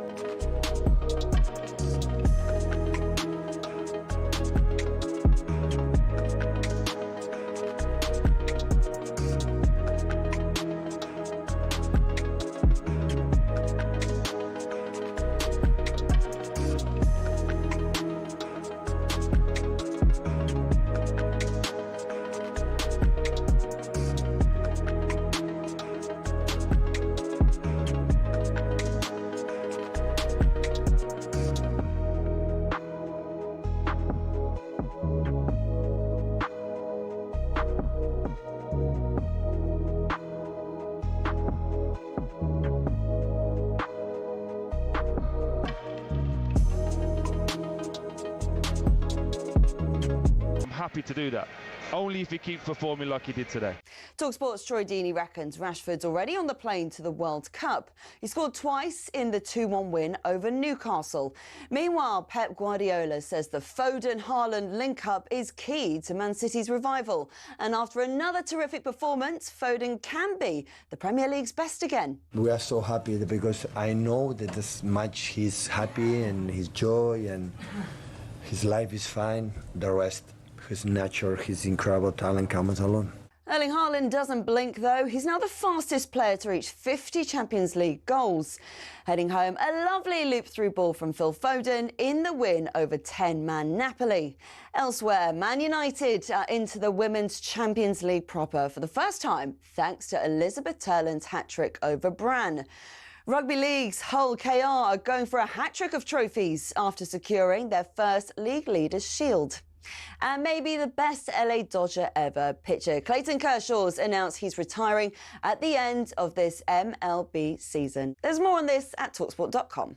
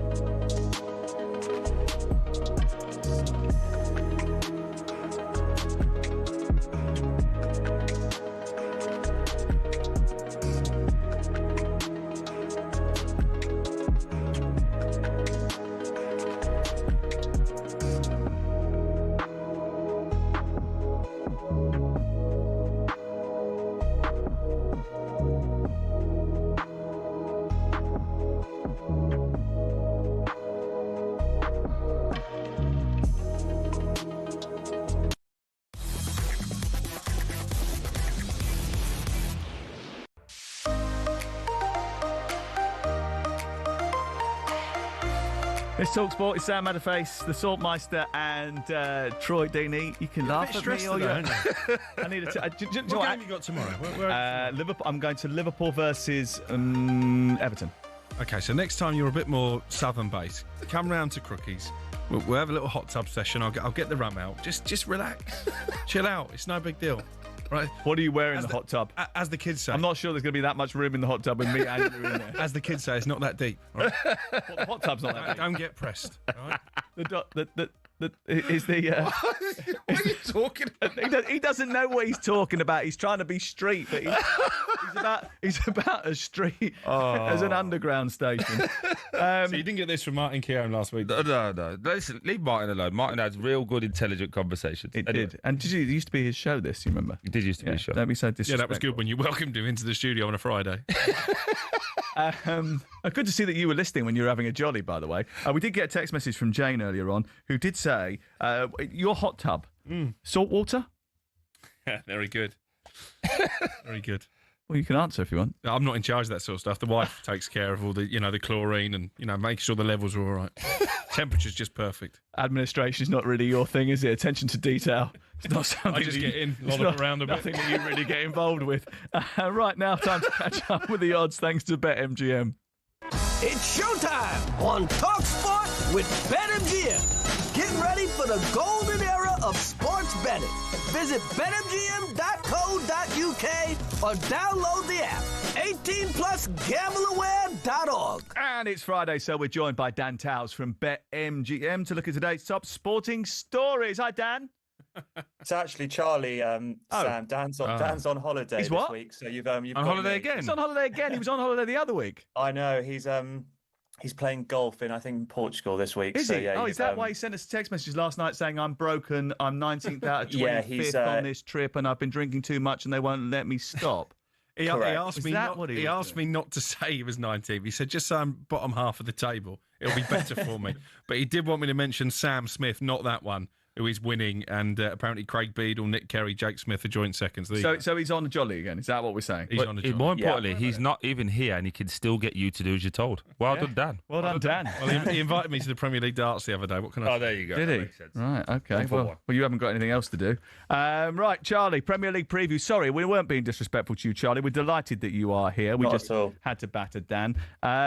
What's happening in the Premier League this weekend? Yeah, loads of big games, aren't there, Sam? I wanted to sort of touch on the Merseyside derby, which I know you'll be at tomorrow, Sam. But just before that, just a quick look at the odds of the two games you've previewed already this morning. United, I know Crookie wasn't too keen on them. I don't think Troy was, but I actually think they've got quite a good chance of beating Chelsea tomorrow. They're 17-10. Based on what, Charlie? Come on, give me a reason why. I think European football for Chelsea over during the week, Troy, I think it just might set up quite well for United. And I actually think, I know Sam likes an XG figure. I think United have only got... Oh, no. Okay, Charlie, stop. You finished it there. No, I think you know what? I'm with Charlie. I've watched Manchester United every single game, and I think they're better than the results have represented. Great. I don't think they were great in the game against Manchester City. They did have chances in that first half. They just don't take them. They're never going to keep a clean sheet, though. And they have a fantastic record against Chelsea. They're unbeaten in the last 12 Premier League games against them at Old Trafford. Exactly, Sam. Yeah, it's no league win at Old Trafford since May 2013. So, yeah, 17-10 for a win. The draw 11-4, and Chelsea are 29-20. And then just very quickly, the game at the Emirates, Sam. Arsenal odds on at 10-11. Man City 29-10, and the draw 14-5. And then, as I mentioned, yes, Sam, big game at Anfield tomorrow. Liverpool amazing record against Everton. Just one league loss in 2018. Against Everton, including winning all of their last four. Strong favourites again tomorrow, 11-25. The draw is 19-5, and Everton are 6-1. Troy, I'll come to you here on Liverpool. I'm not sure if you watched the game on Wednesday. I think there was signs that Liverpool were beginning to click moving forward. Gravenberch was amazing again. There's a couple of Liverpool fans in the office, and a few of us thought that perhaps Liverpool are a bit more open because Gravenberch is a bit further forward this season. And perhaps that's why Wirtz probably hasn't quite clicked yet, because there is a little bit less space in midfield at the moment. Is that how you potentially see it, or do you think it just might be a case of Wirtz needing a bit more time to settle in? No, I think Wirtz does a lot of the things that the untrained eye won't see. He's got some lovely little touches which get people off and running, and then obviously Gravenberch does well off that. I actually think it's about 2 or 3 weeks away from Liverpool being at their best, if I'm being totally honest with you. I think Salah's still got to get used to having Isak there. Again, they're both shoot-first types of players. They like to assist, but it's secondary. I think they've got to sort out that left-hand side. How do they handle Etikite and Gakpo, both expected to play? So there's a load of things. I don't think Kirkes has been great since he's gone in. He needs to get up to speed, and now Frimpong's back. So I think Liverpool will be better as the season goes on, but they keep winning games even when they're not playing that well. So the sides are champions for me. Okay, sorry, I was just writing out something for Troy. It's been annoying me for too long. He's got to do it. He's got to learn to do it properly. He said, "No, I don't care. I'm from Birmingham, mate." Eki TK. Who cares? Well, he does. Oh, well, I'm not his friend, so I don't care. He's not listed his training anyway.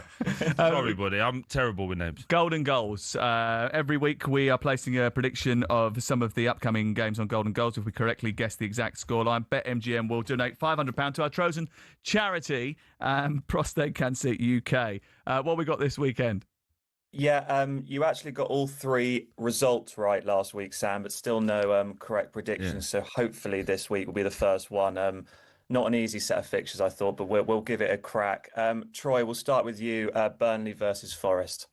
Yeah, I think this is going to be an interesting game. Obviously, Ange, we don't know what his style is yet, do we? We haven't really seen that. Hopefully a full week's worth of training. I'm going to go 2-1 Nottingham Forest. Well, you've got to get that right because you asked to pick your own game this week. I didn't ask. I did what you did, which is complain like a young child, and I got it in the end. So if you kick and scream a lot, you get it. That's basically what I've figured out here. So I've got Sam now telling me how to say things. You, who don't work half the time that me and Sam work, telling me what I should be doing.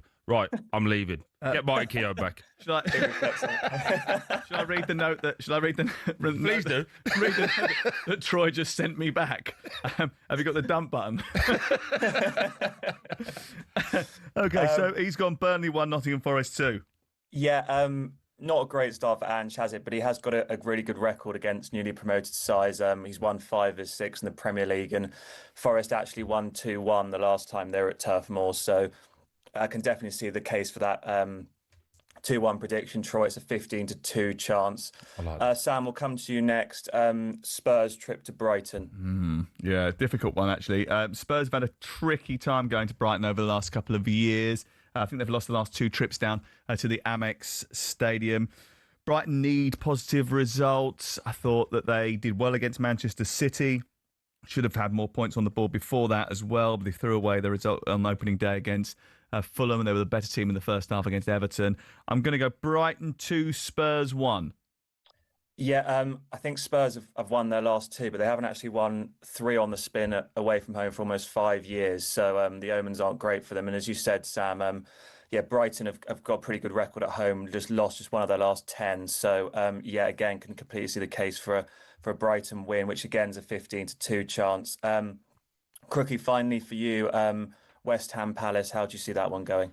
Well, it's massive for Graham Potter for reasons that we'll come onto later in the programme. Palace, they 16 games unbeaten in all competitions, and last season they were arguably better away from home. They were at Selhurst Park.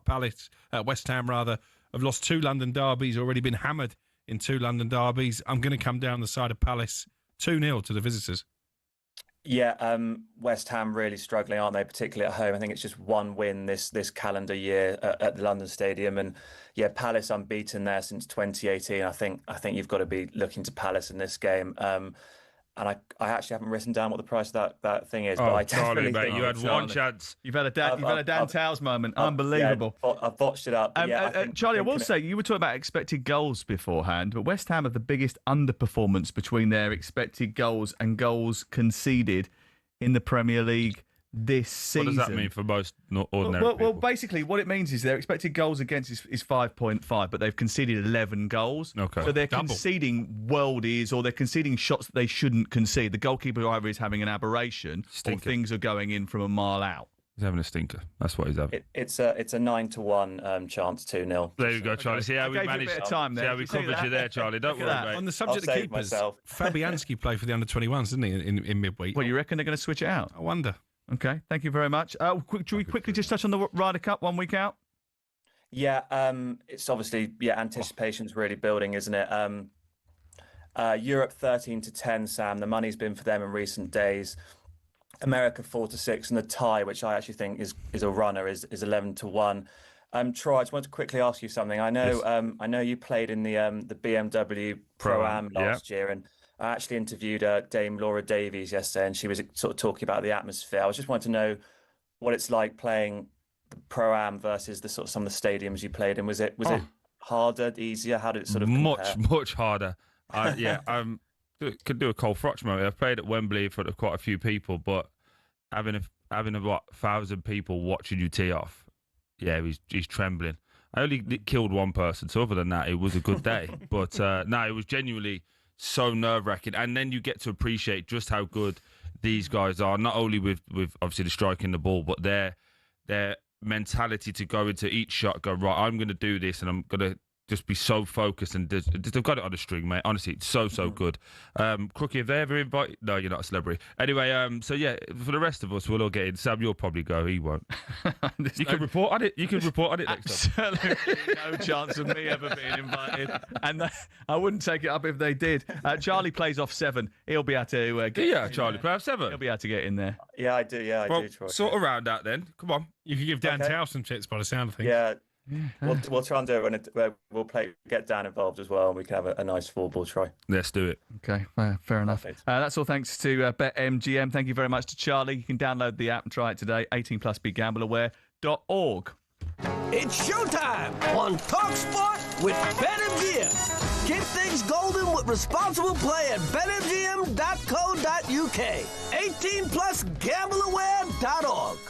Some breaking news for you from Wolverhampton Wanderers. Yeah, Jørgen Strand Larsen has agreed a new 5-year contract with a year's option included. Not signed yet, I don't think, but verbally agreed, and we'd expect an announcement in the coming days. That, of course, comes hot on the heels of their manager Vitor Pereira also committing his future by signing a new 3-year contract. I do wonder if that's going to give Wolves a big boost this weekend and enable them to get their first win at home to Leeds. 03717 722 3344. WhatsApp us, Wolves fans. What do you think about that? We've also got some news coming out of West Ham, which we'll do next. This is talkSPORT.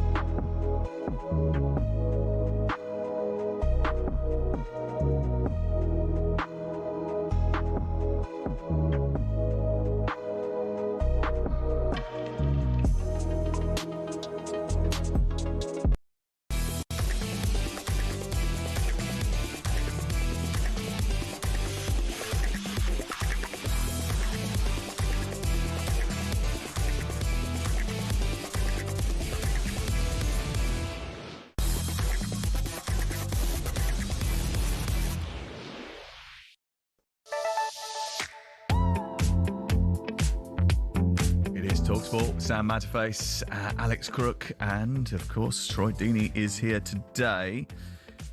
Now, Troy. Yes, sir. Social media content creator Karel Prince has been going viral in recent weeks for his fact-checking of footballer anecdotes. I don't know if you've seen it. You know what it's like when people do a podcast or whatever, and they tell this great story, and everyone goes, "Oh yeah, that's fantastic," or someone says that on the radio, which is. Everyone's laughing, got them rolling in the aisles, and then someone says, "Oh, actually, hold on a second. You weren't in Torino in 2004." That kind of thing. So this guy goes around and he sort of just checks on all of the details of the story, exposes it in a funny way. It's good. It's a laugh. Yeah, it's non-offensive. It's non-offensive. However, it seems he has been spooked by our very own Prince of Watford. Guys, welcome back to another edition of HMRC, a football podcast, and this is an emergency episode. It's finally happened.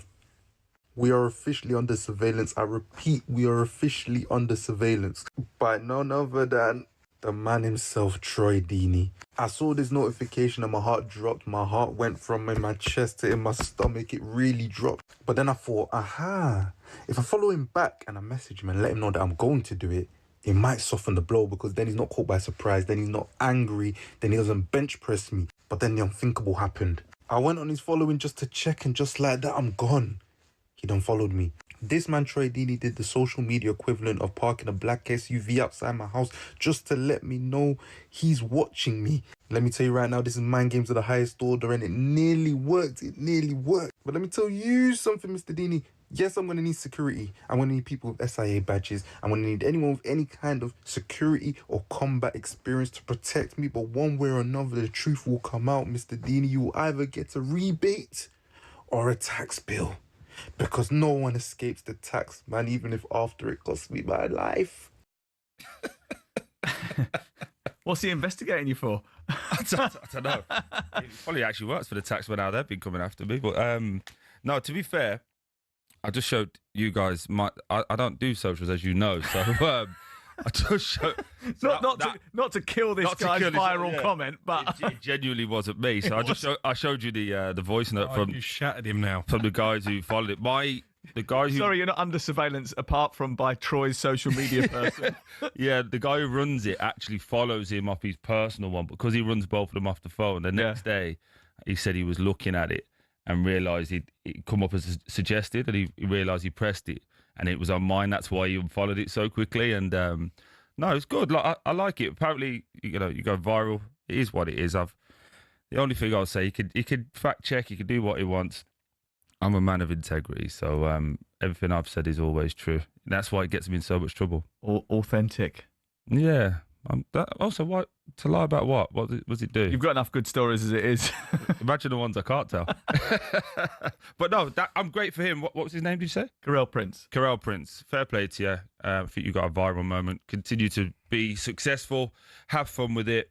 Because I did like the HMRC bit at the end there. You will either get a rebate or you're going to owe money. I liked it. So fair play to him, but that weren't me, fella, and wish you all the best. Okay, and occasionally you are very good at just dropping a little comment which causes a bit of an explosion. Crook, you've done that once or twice in your life before as well. Have you? And maybe. Juiciest quote from Enzo Maresca's press conference has just dropped. The Chelsea manager was asked about those players, Raheem Sterling, Vega, and Disasi have been training separately from the group. And his response was this: "My father is 75 years of age, and for 50 years he's been a fisherman, working from 2 o'clock in the morning to 10 o'clock at night. This is a hard life, not for players." 100%. 03717 223344. Interesting that he's decided to say that today, isn't it? I mean, it's nip it in the bud, though, isn't it? It's almost as if to say, stop whinging, crack on. But it is that, isn't it? It's also giving you a real life perspective. Again, as players in that moment, in that bubble, you think that, the world owes you a favour and you think that you deserve something, but there's people that are grafting. But some people will say, is that great man management, bearing in mind that he may have to integrate those people further down the line? But I suppose he's already made his choice on that. That's not going to happen. He's never going to do it. So it doesn't matter how he manages these people. The only thing is it does, what does it say to the other players if you fall foul of him? Fall in line. Fall in line. Otherwise, that'll be you. It sends a message. Everybody from Pep did it with Aguero, sent a message, moved him on. Arteta did it with Ozil, Aubameyang, Lacazette, send a message. Big hitters, it doesn't matter. This is how we're doing it, fall in line. Man United are trying to do that now. But what it also, so what he's saying is it doesn't matter what Raheem Sterling does. He could be the best trainer on his own. There is no way back at all. Yeah, he's seen enough. And again, whether that's his personal decision, he's got to live and die by that, isn't he? But you need to have managers. I mean, listen, whether you agree with it or not, managers have to have authority. They have to have authority. Because if they don't, you get what you've had going on at Manchester United for a long period of time. Yeah, 100%. And I just think when you... Like you said, you talked about the bypass and what that is. Just explain what that is. It's where players can go above the head to the CEO. When they can go to director of football, there's a lot of communication to the owner. You name it. If they can get around the manager to people that he reports to, it never ends well. But I just think as well, on Maresca, this is a great example, but remember when he first came in and he had, 10, 11 training in a different place? He handled that exceptionally well. And I think he can be a bit more positive and we're going to try and win things and we're going to go for it. But he handles everything really well, and this is just a perfect example of it. Do you know what? I did hear, and I have heard this a few times now, that he's a very different person and persona away from the cameras and the microphones than he is when he's doing press conferences. When he's at the training ground, the players absolutely love him because he is on the pitch every day doing the coaching, getting involved with the players. And off the pitch, he is quite apparently a personable guy. Yeah, I've heard the same. This is talkSPORT. It's the boys, Sam Matterface, Alex Crook, and Troy Deeney. We're here through till 1 o'clock this afternoon with Selco Builders Warehouse. Check out this month's real deals at selcobw.com.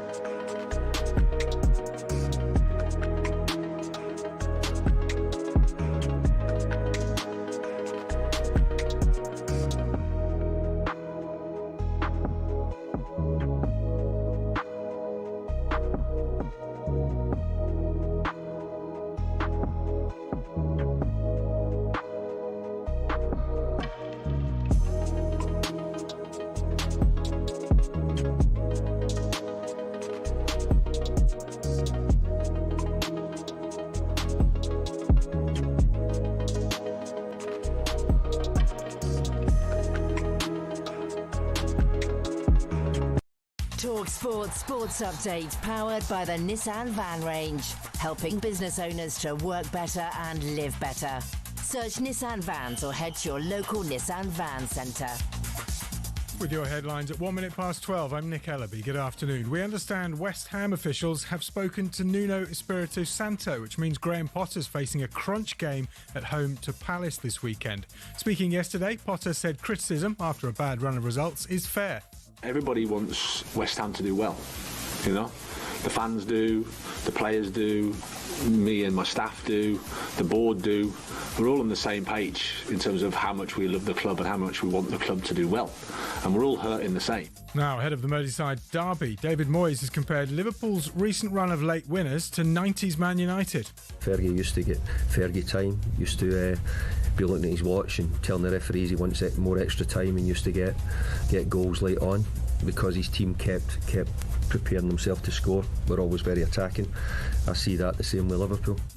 Elsewhere, Enzo Maresca's defended his treatment of Chelsea cast-offs Raheem Sterling and Axel Disasi. He says being made to train alone is not hard in life. We understand Jurgen Strand-Larsen signed a new 5-year contract at Wolves. That follows head coach Vitor Pereira extending for another 3 years. There's been a surprise shake-up in Arsenal's boardroom. Executive Vice Chair Tim Lewis has left the board of directors. That's after 17 years club. Managing Director Richard Garlick's been promoted to CEO. And head of Rangers versus Hibs in the Scottish League Cup, Russell Martin remains unconcerned over calls for him to go. The protests and stuff like that, I can't take it personally. I don't know any of them, and they don't know me, and they don't know how hard we're working. But I think the people inside the building, I feel incredibly well supported. The players, the staff, ownership, and as long as that continues, then it'll be fine. More on all this at talksport.com. talkSPORT News.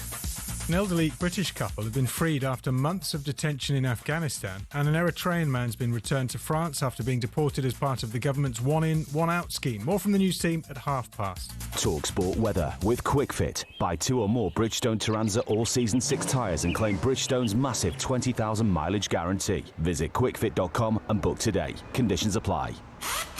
Grey day for most of us. Further outbreaks of rain as well. Brighter in the north of Scotland and the southeast of England, where it's especially warm.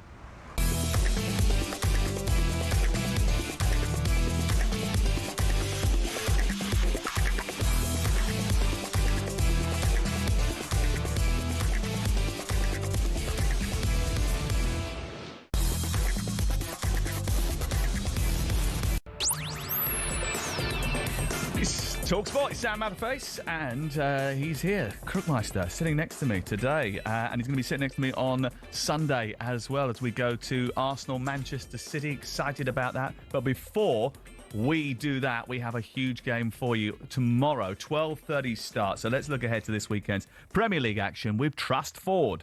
White and Jordan's Premier League weekend preview on talkSPORT with Trust Ford. Discover the world of Trust Ford for you at trustford.co.uk.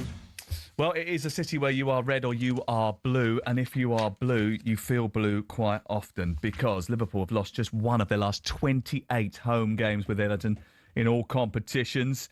It's a terrific record. In fact, I think the Everton victory there was under Carlo Ancelotti when there was no crowd at Anfield. But they haven't been perfect this season so far, have they, Liverpool? No, they've rode their luck, haven't they? In pretty much every game. Obviously, Bournemouth on the first day of the season, they left it late there. Arsenal took a worldie goal from Szoboszlai, even in the Champions League in midweek, which I think for the most part was probably their most complete performance of the season. 2-0 up, and you think they're cruising against an Atletico side who've not had the best of starts in Spain. Then they allow themselves to get it back to 2-2 and needed a brilliant header from Virgil van Dijk to win the game. Everton have weapons that can hurt them in the likes of Jack Grealish and Jai, but I know, Troy, you still think Liverpool will have too much. Yeah, I do. I just think... Is it luck, Troy? No, I was going to say, I wanted to jump into that, but I want to jump back a little bit. I don't believe it's luck. I think there's a point in every game at like 60 to 65 minutes where Arnie starts getting his players up to speed, and he makes 3 or 4 changes, and then they just come away from it, and that's where the other team get in and get on top, and they get in their goals. But once everyone's up to speed, maybe 2 weeks from now, you'll see a much better Liverpool team. But they've got that winning mentality of getting the job done. It's not sustainable, is it, to keep nicking it in the last minute? We all know that. But I think Everton are, I wouldn't say perfect for them. They're going to sit in a low block. Mm-hmm. They're not great in transition. They are and this is going to be very simplified, but Jack Grealish and Ndiaye. They give the ball high and wide as many times as they can and expect these guys to create something. Better up front is hit and miss. Barry's been even worse than that when he comes on. So it's all in Liverpool's favour, but again, it's a derby. Everton on a high. David Moyes had never won there, though. 20 games. Yeah, so I would expect it to be a Liverpool win, and I expect the guys to start getting up to speed very, very Do you start with Isaac? Well, interesting. No. Arne Slot is literally just speaking to the media now. He said that Isak felt his body, in his words, more than ever before after 60 minutes he played midweek. He says, let's see how he recovered. So that's a no. We'll think about the lineup later. It sounds like Ekitike probably comes back. Yeah, but I think it's really good. They've got got a Carabao Cup game as well in the week against Southampton. Yeah. So I would expect 60 minutes that he just had, 10, 15, maybe 20 this weekend. Try and get him a 90 against Southampton, and then on the bench again, and then be ready. So, because again, people don't understand this. When you've not had a pre-season, it's so difficult to catch up with the lads. Yeah. You're already 6-7 weeks behind. When you're working on your own, and he did do that, didn't he? He went to Real Sociedad for a little bit. When you're working on your own versus working with a group, it is completely different. You don't have that emotional attachment. And he looked off it. He looked at about 60-65% in the week. So, don't expect anything too drastic from Isaac yet. If you've got a fantasy team, don't put him in this weekend. Talk to me about Mo Salah, because he's had a slow start to the season, although he performed okay on Wednesday night. He's averaging 42.9 touches per 90, at least 4 fewer than in any other Premier League campaign. Is that a systemic thing, or is it something to do with the system, or is it something to do with the fact that he's 33 years of age and he's not going to get involved as much? Well, Troy doesn't like talking about systems.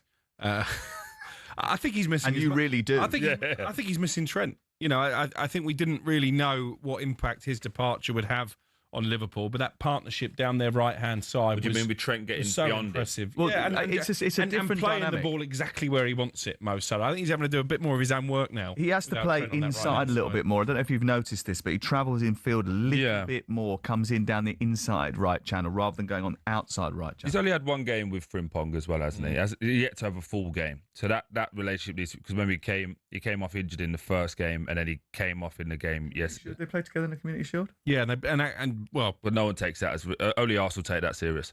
So Anyway, moving on from that, but I just think it's I think it's fair to say he hasn't been great, Salah, because you can talk about missing Trent, but his touch has been a little bit off. He's a year older. Yeah, no, forget that. He scores in big moments. Again, like Rashford yesterday, if you look at the totality of his game, it wasn't a great game. But as forward players, all we need to do is score or assist, and everyone forgets it. Against Bournemouth, he was poor. Scores. Everyone says it's great. I just think he is at a position now where he's got his new contract. You can relax a little bit on subconsciously, maybe 5%. But also, he's probably looking around now, saying, right, Isak's here. How do you say it? Ekitike. Ekitike. Yeah. Gakpo, did I get that right as well? Yep. Yeah, that's okay. Brilliant. That's an easier one. So those boys are playing. He's probably looking, go, right, I am the man, but I need to deliver a little bit more now because people are going to start suggesting I could come off and change my position. So I think it's just Liverpool's unnormal pre-season of trying to get everybody in. Up until the last minute of the window, they were trying to get Gahey in. I just think it's been a stop-start one, and he's suffered because of that. He always scores in the Merseyside derbies, though, doesn't he? He does, indeed. More goals in the Merseyside derby than anybody else. We have been hearing from Arne Slot in the last few moments. Alex just alluded to it. He was asked a question about how he fits the jigsaw together. This is what he said. I consider, of course, because you consider many things, and it depends always on how well they are doing. So if both of them are in the best form of their life, you even consider more of playing them together. But it's also quite clear that we have a certain structure which has mainly been 4-3-3, playing with 3 midfielders. But the amount of time, the end phase of the game, we've played with 2 9s. That has happened quite a lot as well. Hugo can indeed also play from the left. Different than Cody or Rio do this. So yeah, we have, and that's the good thing about our squad, we have multiple options, but first of all they all have to still fit for me to have these options. And if some of them are not fit, we might have to use them both in a 4-4-2 or in that all depends on the form of them and how many players we have available, because I think maybe all of them are fit now, and I think I can choose between 21 players. So that's quite normal, isn't it? It's not that it's far too much. And there's Arne Slot, as charming as ever, speaking to the media just a few moments to go. We've got that game live for you tomorrow, Liverpool against Everton on talkSPORT. It kicks off at 12:30. The other side of the corner, Everton. Jamie Carragher's done an article this morning in the Telegraph saying that basically he's racking up the number of games in charge now, that David Moyes has got to be considered as one of the best ever managers to take care of Everton. He's sandwiched in between Howard Kendall and Harry Catterick for the number of games managing the club. Just gone past Kendall's 542, closing in on Catterick's 592. That's not the record. There is another manager from a long time ago who's got a few more than that. But they are the two benchmarks. They obviously delivered trophies. He hasn't been able to do that. He did take them to the final, but it was a very different era when those guys were in charge. Where should he be regarded? The greatest, in my opinion, is their greatest one. In my opinion, I'm not going to sit here and say I'm fully up to date on all of Everton's history, but in my opinion, Kendall won the league and a European trophy. But that's not going to happen now, is it? I don't believe in our lifetime that's going to happen. I think the landscape has completely changed. I think the first time round he was very successful, bringing in play like Tim Cahill from Millwall. No one would have really done that. He still dabbles in getting these players that people question. Even when Jack went there, they questioned whether that was the right move for Jack or for David Moyes. I just think he's a wonderful. He improves players. He improves clubs. Just take a look at West Ham now, how he was and when he left them. I just think he's a really, really good manager. Look, I mean, I don't think we can ever say with certainty something's not going to happen. I would probably, instead of saying not in our lifetime, I would suggest it's not going to happen in David Moyes' tenure. Things can change. Freaking Group are in there. They can pile some money, and it may well happen if something changes drastically. But David Moyes is unlikely to win the title. Stop looking at me like that. FA Sam in full effect again. It ain't happening, mate.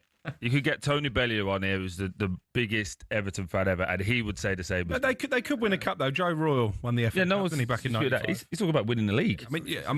That's not going to happen. But I think it's very hard to look past Howard Kendall as Everton's greatest ever manager. But if you're talking about the Premier League era, then obviously it's David Moyes. He's got that longevity. Took them to the FA Cup final. They scored very early, didn't they? That cup final, 9 seconds. Chelsea ended up losing it.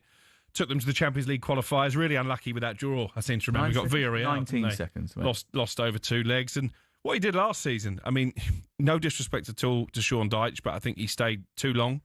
And I think they were in genuine relegation danger when David Moyes went in. They've stayed up with ease. And I don't think anybody is talking about Everton as relegation candidates this season. I've got them as sneak favourites for top 10.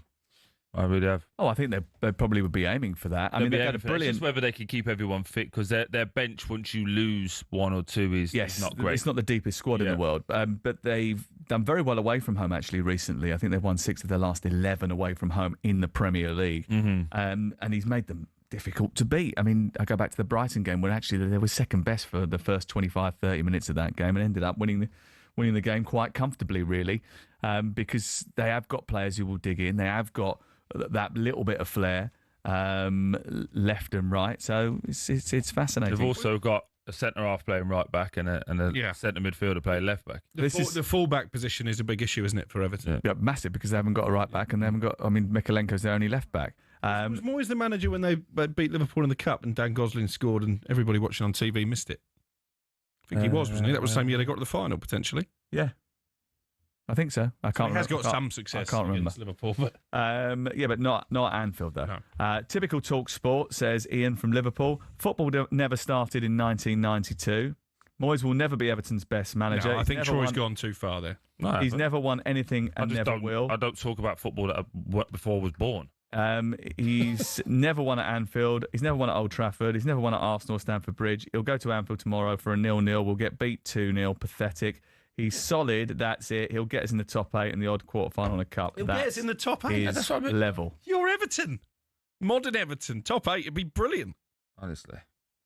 Sometimes. Wow. I regard David Moyes as a top manager, says John Webster. Look what he did at West Ham. He gets Everton to a cup final as well. We at United should never have got rid of him, especially after 10 months. He would have been a success for us at United. I never wanted him sacked.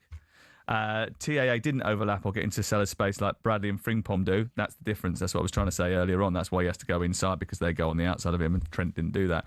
I think it's just not as much his space in the area before. Adam, who is not a Liverpool fan.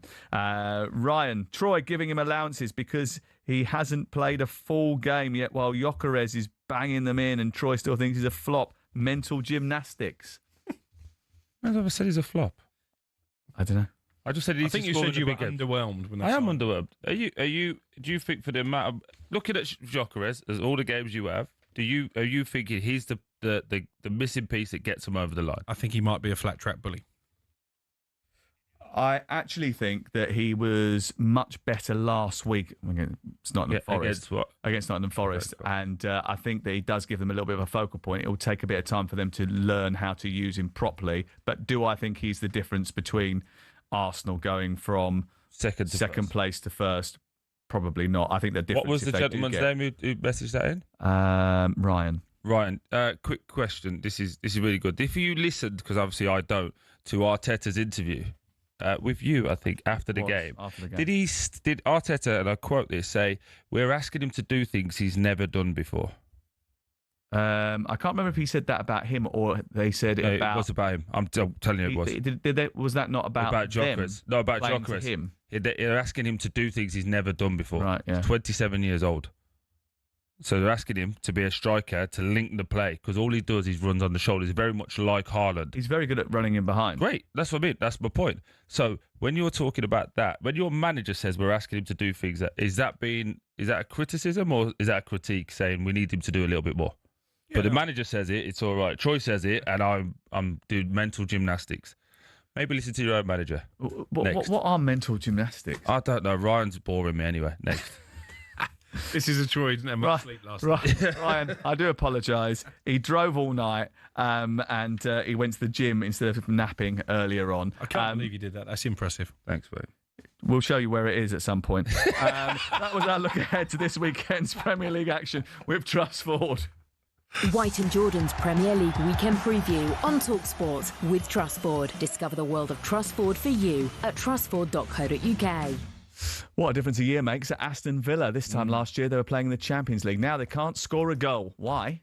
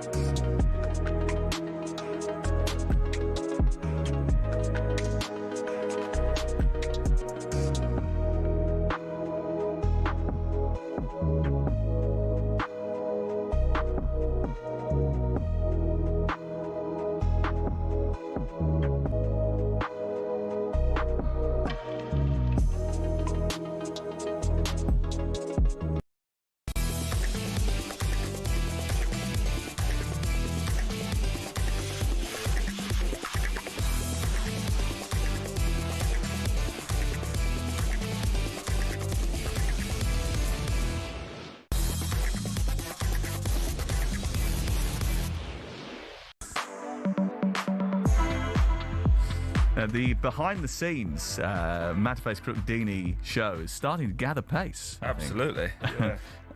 We've come on. Trump got a motorcade through while he was waiting for the train. I had to wait for a train. Couldn't believe it. I'm queuing at Seven Sisters, and all of a sudden, this massive motorcade comes past. They didn't do that for us. Funny that. Who paid for that? Not you, I wouldn't have thought. Troy is the best thing about this show. His honesty, backed up with years of football experience, is priceless. I'd listen to his opinion all day. Forest Green's loss is the national ears game. Is it your missus getting in touch again? No, she don't want to Says be Alicia. James from Lincoln, that was. Thanks, James. I know I need a mate. Go on, Troy. Says another unnamed texter. Yes, who's got in. That was my missus. With us.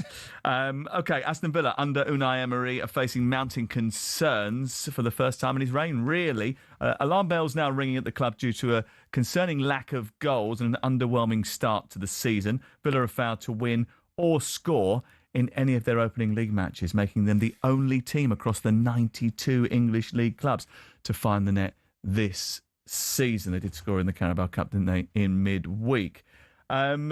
What has contributed to this dramatic dip? Do you want an unpopular opinion? Oh, most of yours are. Let's not break with tradition. I was never convinced that Aston Villa were that good in the first place, to be honest. I think if you look at them, if you look at them man for man, I think they overachieved for the past couple of years. Yeah, but you've been giving me stick for years. Well, no, you said Steven Gerrard was a better manager than Emery. Clearly, that's nonsense. I didn't say that, but you made up that I'd said There's that. There's a WhatsApp group that would vouch for that. Yeah. But, bit of crooky spin there. I always looked at the Villa squad man for man and thought they were probably overachieving, whatever way you want to look at it. And maybe now, because they've lost the lone players that made a big impact in the second half of last season, they're coming down to a more natural level. I didn't see Villa as European contenders at the start of the season, certainly not Champions League contenders. Yeah, you must have said that on the preview podcast we did. No. No, listen, do you get where I'm coming from? I do, but I think it's really harsh, and it does pain me to be nice to Aston Villa. As you know, I'm a Birmingham City fan, but I do try and be fair and honest. I think they have got a very good squad, one that works together and fits together. I think PSR has killed them. I do think going for Rashford and Asensio last year was a massive gamble. That obviously but it almost worked. But it almost worked. Well, if they hadn't have messed up on that final day, all of that would have come to fruition, and that strategy was obviously the right one, and it would have worked, and we would have been in a different place now. But Sam, again, you can't look over the totality of a season and say that result there. There was a load of draws at home as well that could have happened. But again, I just think from the business financial point of view that they went in on those two with massive wages. It is a 50-50 gamble, and unfortunately, they didn't get that gamble right. I think now when you're looking at the squad, it's massively unbalanced. There's no out-and-out wingers. There's no midfielders. I think there's a lot of midfielders. Yeah. Tielemans, Onana. You've got Harvey Elliott in there now. You've got proper defensive midfield players. They've got Onana and they've got Kamara. Yeah, that's proper defensive midfielders. But of a three, you've got 5 or 6 in there that can play. You've got Bogard who's doing it at the moment as well. You've got McGinn who can play in there as well, but he likes to see him on the wing. Exactly. But the problem is you've got so many naturally central players that everyone comes inside that you depend on the fullbacks to get up and down. And Matty Cash, good lad, but gets injured a lot. Hamstrings are made of cheese. And then you got Luca Digne, who I'm not the biggest fan of anyway. But Martson plays there as well. But he's more attack based, and defensively he's a liability. They almost use him as a when they need to as a wing back. Yeah, but I just think they got Jadon in, and I'm glad that Jadon's back and playing football. But he'll give you some width. I think Harvey Elliott is a massive purchase for them. I think he's excellent. But then you have to go and get Lindelof. Maybe that's his level, and that's great. But you've got one striker. Yeah. And Ollie, again, he might think I got a problem with him. No, it's not that. Whenever he has somebody pushing him, so when they had Rashford in, he played better. When they had Durant in, he played better. Now he's the main man. Has he gone, I'll just relax? Have circumstances sort of conspired against Unai Emery in a sense? We talked about PSR issue, which is a problem. There's no doubt about it. And we've argued about this for many a year now. We sit there and we say, look, we've done brilliantly to get to the Champions League. We've acquired a brilliant squad. And then all of a sudden, we're like, oh, no, you can't spend any more money now. You've got to your level. You just stay there in your little box. And that's really frustrating for a team like Aston Villa who are really ambitious. But John Durant, great find, did brilliantly for them, kept Watkins on the bridle because he had to play well. They could switch the two. But he was a bit of an odd character behind the scenes. So that when the money came in for him, they thought, well, we've got to take it, really. And now they're left with just Ollie Watkins. And as you've said, he hasn't got anybody pushing him, and he hasn't delivered this season. Not yet. And I think this weekend will be the game that he does. I think Sunderland away is perfect for them because Sunderland are going to come and attack Villa. I think Villa are just better all over the pitch. That's not to say that Villa are going to win, but it gives them a better chance. I think one big thing as well that I've been disappointed with Emery, and this is the only thing I've been disappointed with him on, he hasn't set Morgan Rodgers as you're the man. We're building this team around you. For the first few games, he was moving him left, right. He's played in all sorts of positions. I was at the Brentford game. He played in 5 positions in one game. He's your best player. He's a talent. Kind of give him the team now. Put him as a 10 and build around him and put a bit of onus on it. So that's the only bit I think they've got wrong. What you did say on the podcast, who was your biggest disappointment when we did our pre-season predictions? Do you remember? Man City, I think. Man City. Who was yours? Leeds, wasn't it? Yours was? Leeds, yeah. Leeds, yeah. Who was yours? Oh, Aston Villa. 4 games in. Great show as always, lads. Craig and Coatbridge.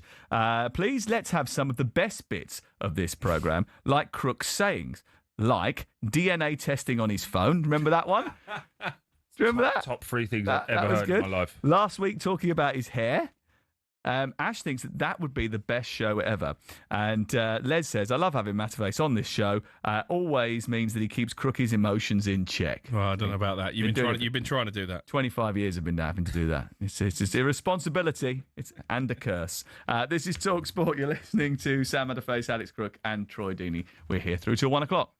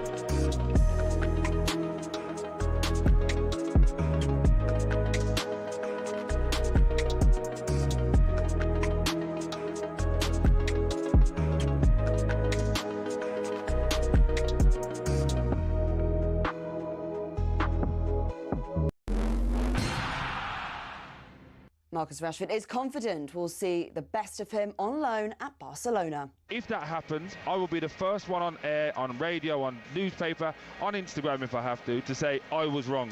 And I'm happy to do that. Only if he keeps performing like he did today. talkSPORT's Troy Deeney reckons Rashford's already on the plane to the World Cup.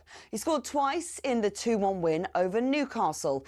Meanwhile, Pep Guardiola says the Foden-Haaland link-up is key to Man City's revival. And after another terrific performance, Foden can be the Premier League's best again. We are so happy because I know that this match he's happy and his joy and his life is fine. The rest, his nature, his incredible talent comes alone.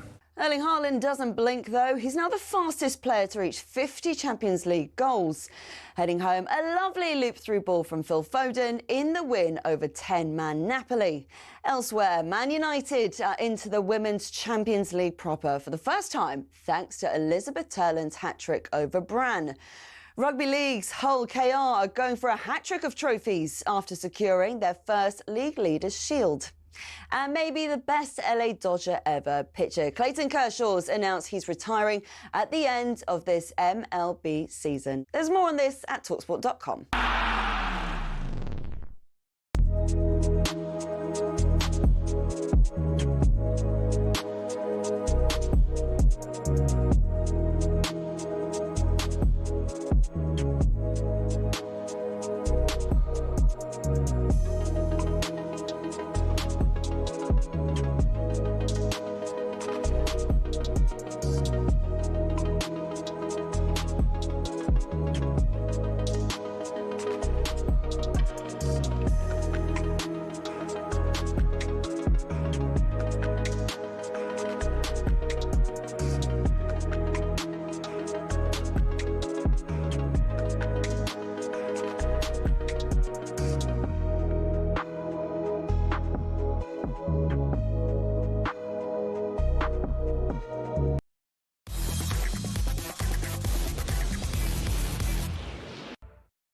EV Lover on talkSPORT with Arnold Clark Charge. Ultra-rapid EV charging at an ultra-low price. Find out more at arnoldclark.com.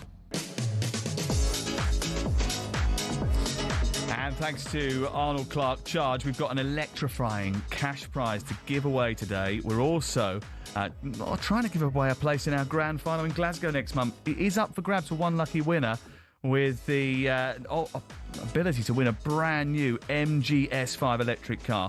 Joining us now from our randomly selected online entries is Peter, the Leeds fan. Hello, Peter. Hello, how are you doing, boys? Yeah, we're very good, thank you. So hello to Troy and Crookie. They'll be cheering you on from the sidelines here. Good luck. Yeah, I'm doing good. I'm doing good. It's tough though. 6 is hard to beat, I think. Okay, so you've got 60 seconds, P, to clock as many answers as possible.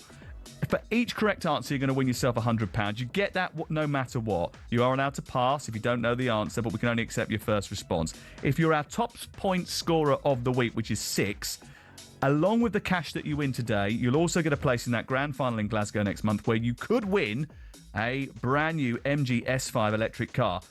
If in the event you tie with our current top scorer on 6, we'll get Adrian from Monday back on the show to answer one final question in a tiebreaker. Do you understand the rules? Yeah, I do, yeah. Good. Are you ready for it? Let's do it. Good luck. Your timer starts now. Which powerful former fly half holds the record for most points scores for Ireland in rugby union? Johnny Sexton. Correct. In F1, which country's Grand Prix circuit is nicknamed the Temple of Speed and is located in Monza? Italian Grand Prix. The Houston Rockets compete in which sport? Basketball. Kenyan David Rudisha set an Olympic record for the 800 metres in 2012. In which city were the Olympics held?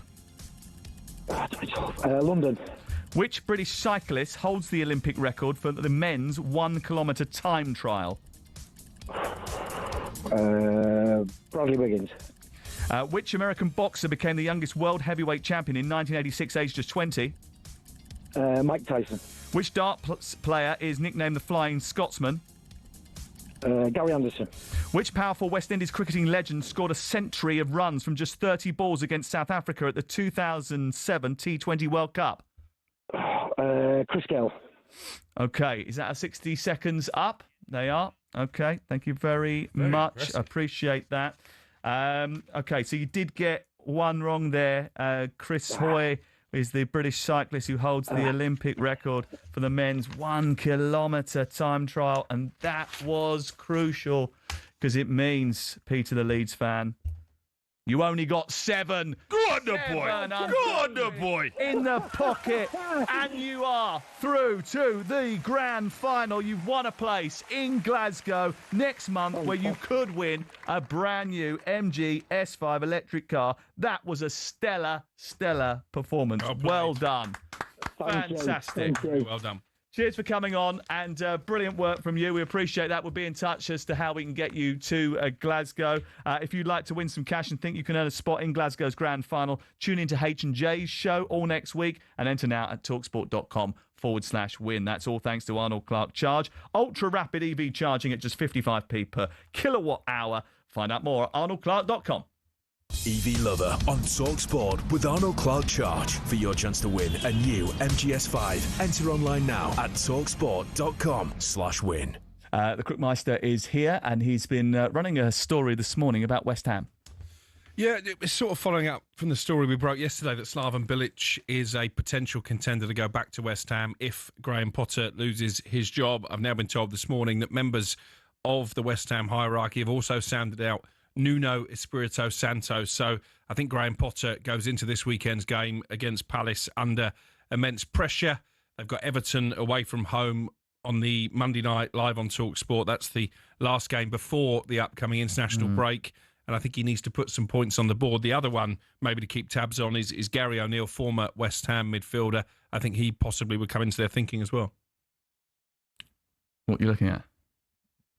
Gary O'Neill. Well, I think he'd be keen. Well, of course he would. Yeah, he got a job. And what we know, I'm keen on it as well, if that's the case.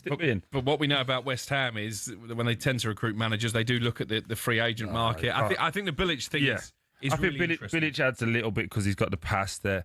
I get Gary particularly on board with that when we mentioned it yesterday. No, I do think like a Nuno fits, someone that can get hold of the place. Look, I don't like. Does he play the right style of football? West Ham fans always talk to us about the West Ham way. Do me a favour. Like, this West Ham way is basically having a charismatic manager that a load of youthful players who they know have come through the youth system and they can go, that's our DNA. Right now, they don't have that. But they're trying to get back to it. And if that, listen, they've got a lot of criticism, and rightly so in some areas, by the way, because the stadium is not a fun place to go and watch your football. No. It's very difficult, and it's not. Sending me there this weekend. It's not what the fans want at all. But at the same time, the club have responded this week and said, look, we are trying to find a pathway for the younger players to get through into the starting lineup on a regular basis. But listen, when they left Upton Park, they were promised a certain number of things. And yes, they did get to a European final. We had a great night in Prague, and it was fantastic. And we always play the clips or whatever, and it was a great day. But they do feel as if that over the last couple of years they haven't built on that, and I don't think you can argue it that they have, because they haven't, have they? They've gone backwards. No, I agree, but I also think, listen, it's harsh to talk about who's coming in when the manager's still in situ. Again, I don't know Graham Potter, but he's from Birmingham, so I've always got to try and give him credit because that's just my hometown. I think what West Ham have to look at now is if they change again, the last 2 appointments in David Moyes have been polar opposites. You've got one who is very much defensive-minded in Lopetegui and one who's trying to be a pragmatic, play football with younger players. So where do they go from here? What is the identity? What's the plan? What are they thinking? And that needs to be transmitted to the fans because they are a great fan base. I loved playing there, love playing against West Ham. I think they're one of the best fan bases in the UK, in my opinion. I understand why they're frustrated, but I will also say that I hold them accountable. You was complaining about David Moyes for a long time. You are saying it's time to go, time to move on. The majority I'm talking about. Now you moved on and go, oh, God, he weren't that bad. So what is it that you actually all want?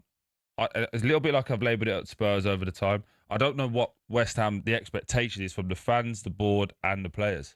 I'm not sure it's a great gig because you've got so many different people on the board who want their say. You've got Mark Noble, who has a say in recruitment and the appointment of a manager. You've got Karen Brady, who I think led the appointment of Graham Potter. You've got David Sullivan, who obviously is still very hands-on. You've got the Czech guy, who's the minority owner. They said in their statement this week that Carl McCauley is responsible for player recruitment. Well, Carl McCauley was brought in by Graham Potter, so I'd imagine if Graham Potter loses his job, then Carl McCauley's tenure could be quite short-lived. And all the time, you've got this toxicity from the fans to the owner.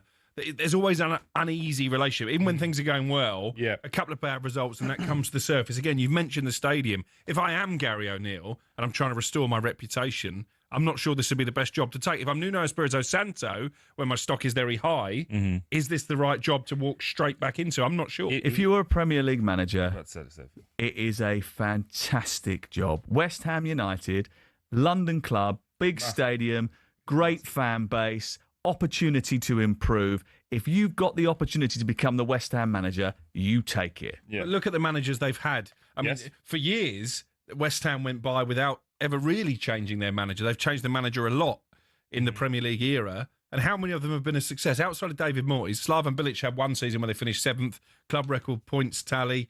Avram Grant was a disaster. Pellegrini, who's had a good managerial career, he couldn't make it work there. Lopetegui, you've talked about. He was Spain manager at one stage. Not for very long. But there's many more managers. There's many more managers who have failed to get it right there than have succeeded. But it takes it's a bit like, again, we keep making about Man United only because you're here, but it's a perfect case in point. It takes a big personality to take over West Ham. Personally, I thought it was nailed on for Jose. Someone who could come in, be big, take all of the flack off the ownership and go, right, here's how it is. The only bit I didn't think would work is when he starts saying, I want these players, is where I think it'll break down. That's what it needs, though, doesn't it? Someone with charisma, someone with authority, someone who's got a little bit behind them and says, I'm going to be the boss around here. And the simple Slaven Bilic has that. Yeah, but the simple thing it needs as well is good communication. These fans are so frustrated and they're planning protests because the communication, if you look at it over the course of time, is mainly lies. They're being sold all these dreams, over-promised, under-delivered, and then they get frustrated that the fans are making their case. I think it's a massive game for Graham Potter, and I actually believe it's the worst type of game for him. Yeah. Because Glasner's got this team flying. They're settled. They never concede a goal, really. They counter-attack really well. They've got pace and energy in the pitch. We talk about recruitment, and it's obviously part of this mandate coming in. I said this on my own channel the other day. I genuinely believe if you keep buying players that have been relegated, they get used to losing. They get used to conceding goals. You spoke about the goalkeeper. It's double. It's not a personal attack on him. I've been relegated. It happens, but you just get used to, okay, we lose. Do you know what I mean? Do you know what I fear for Graham Potter as well? These protests tomorrow, what do owners do when fans start protesting against the board? They make the manager a scapegoat. West Ham fans, you don't want Gary O'Neill. If they didn't like Moyes football, then they haven't seen anything yet. That's from Tim, the Wolves fan. And Adam in Blackburn has got in touch. I won't read out your whole message, but you've been very kind to us, and we do love being on a Friday morning, 10 till 1. So thank you very much for your kind words. It's talkSPORT with Selco Builders Warehouse. It's where the trade go. And between now and 1 o'clock, we'll tidy up some other bits and pieces. In fact, we've got about 4,000 things that we haven't done in our running order, as always, which we probably should get. No, he's fine today. He read it. He got in early, remember? Rafa Benitez has done an interview saying he's not finished yet. West Ham fans would take him. Interesting. 03717 2233 44. This is talkSPORT.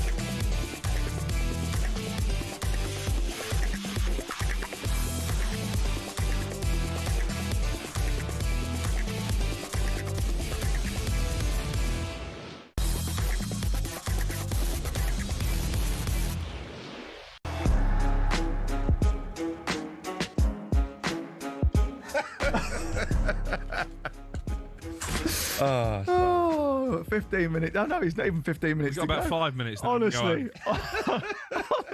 Back to the hot tub. People say that we give you stick. Unbelievable. The stuff. Oh, dear. I did. At least I do it in private. Do you want to explain to people what you just said? You just said, Troy said we were at Tottenham the other day. Yeah. Oh, he was trying to join your club, yeah. We was on air. I'll give you a set to see. We was on air, was talking. It was half time, and Shearer and Clatterberg were, I think we're doing TNT, I imagine. Amazon Prime, sorry. They turned around, said hello. All right, mate, that's it. That's the interaction. So you said hello to two people who you know. Yeah, they'd already said hello to me. Good work, ref. And he went, "Ooh, FA Troy, is it?" Just because at Spurs, everyone, and I mean everyone, despises him. Because you two have built up a narrative that I don't like Tottenham. Us two. We've built up the narrative. Well, actually, we have. I find Tottenham largely irrelevant. Why on earth? I dislike Tottenham. Why on earth would they get on your back? There's a lovely lady that looks after us when we're there, and obviously Seacher and all of that. The second he leaves, she's like, like you can see it. You can see it. She just wants to chin him. It's amazing. But there you go. Do you know what's amazing is that you can't believe it, and that you think that it's down to us. And I like Thomas Frank, by the way. Got a lot of time for Thomas. Excellent manager. Excellent manager. You want him to be the Man United manager, didn't you? Keogh said you don't like him, right? Martin. It's not nice though when you get sort of pigeonholed with having a dislike for someone or a team that actually is the complete non-truth. I love that our producer thinks we're going to rattle through 5 or 6 things and we're just going to laugh for the next 4 minutes. Going to sit here laughing. Victor Pereira, though, has signed a new 3-year contract at Molineux. It's a story that we brought you yesterday or the day before, actually, I think. Now, this is really interesting, isn't it? Because Strand Larsen signed a contract today. Victor Pereira has signed a contract for 3 years. Now, Strand Larsen has done relatively well. I think he's scored a goal since everybody started talking about him going to Newcastle. Got a couple in the cup, didn't United. Would we say that's Newcastle Eddie Howe knocking him out of his stride? Is that okay, or is it only when it happens to Isaac? Just wondering. Listen, I never really criticised Liverpool for anything. I didn't, because Newcastle doing the same thing to Johan Wissa and to Jurgen Strand Larsen. It's what happens in the modern transfer market. Yeah, of course it is. No problem with that. So, Vitor Pereira signing his new contract and Strand Larsen signing his contract. Now, listen, we've worked with Wolverhampton Wanderers for a very long time. Fosun have always been what I would describe as a selling club. Never really piled money into Wolverhampton Wanderers. It almost felt that over time they've been sort of withdrawing resources and that they were going to end up fighting against relegation, which always looked inevitable. But the fact that they've committed to Vitor Pereira and Jurgen Strand Larsen, is this sending us a message that there's a new era afoot? Well, it's not unusual when it comes to managers, because I was praising Matt Hobbs on X this week. He's just gone to Crystal Palace as sporting director, and some Wolves fans pointed to Gary O'Neill signing a new contract as a mistake that he made. I don't think too many Wolves fans were complaining at the time, by the way. So they do back their managers, and I think this is a show of support for Vitor Pereira, who did a good job last season. Obviously hasn't worked out at all so far. When you say they back their managers, in which way? What, you mean they give them contracts? Yeah. You don't back them in the transfer market. But they show their support, but they did it with Gary O'Neill, obviously ultimately ended up firing him. So it doesn't necessarily mean that Vitor Pereira will be there in 3 years' time. But again, I don't think it's a particularly desirable job, because they are a selling club.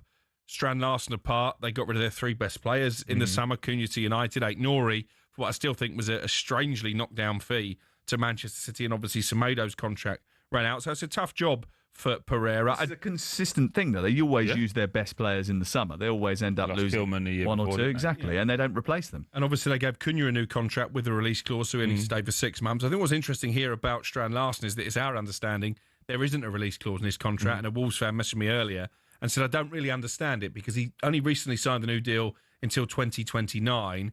Why have they given him a 5+1 contract? Is it just because he threatened to leave? He's put both of them, in my opinion, I don't know, this is just me being in the game and looking, they've both just had a power play. So the manager's gone, you've taken my best players, we haven't got nothing. I've got a history of walking, I'll walk if you don't want to back me. They've given him a contract. Strand Larsen has been injured for the last couple of weeks. not happy that he didn't get his move to Newcastle, and probably rightly so. Give me a new deal if you want me to play. Guarantee you he plays this week. That's how it is. I've been in that position myself, Sam, where you have to leverage it. I've not stopped playing, but I've also said, look, if you want me to play, you pay me. And do you lead that, or does your agent lead that? Agent leads that, yeah. But obviously, you're in unison. Like, your agent can't do things without you knowing. And do you behave any differently around the training ground with the manager? No, it's more ownership. It's above that. So you'll train and you'll keep yourself going on, but it's more ownership. It's like, hold on, I know my value within here. Yeah. Wolves can't stay up without Strand Larsen. That's it. They need his goals. They need his leadership in that focal role position up front. So they have to pay him, and that's probably what he's done. He's probably doubled his money. There will be some form of release in there, not probably a set fee, but if I do this or these clubs come in, I can get out. Good. Okay, well, we've had another couple of text messages come in sort of saying how great this show is. So can you lead us into negotiations with the bosses straight after this? Is that all right? Yeah, it's all right. I'll get him in a headlock. you tickle, and you just talk, and I bet he'll give us whatever we want just to shut you up. Okay, so much live football coming up for you over the course of the weekend here on talkSPORT. Starting Friday night, Middlesbrough in action this evening in the Championship. Looking forward to that. Our Championship action is on talkSPORT 2 this evening. Our coverage starts at 7. A little bit later tomorrow, 12:30, Liverpool against Everton is live on talkSPORT. Leicester against Coventry is in the Championship at the same time. Game day live with Troy and Adrian and Chris Powell tomorrow takes you around the grounds in the Premier League, the EFL, and beyond. Brighton against Tottenham, West Ham against Crystal Palace, and Wolves against Leeds. We've got Sheffield United, Charlton on 2. Fulham, Brentford, another big commentary for you tomorrow night at 8 o'clock. And Sunday, game day live with me, Crookmeister, Perry Groves and Mickey Gray from the Emirates comes at 1:30 as we take you around the ground Sunday style. Make sure you stick with us.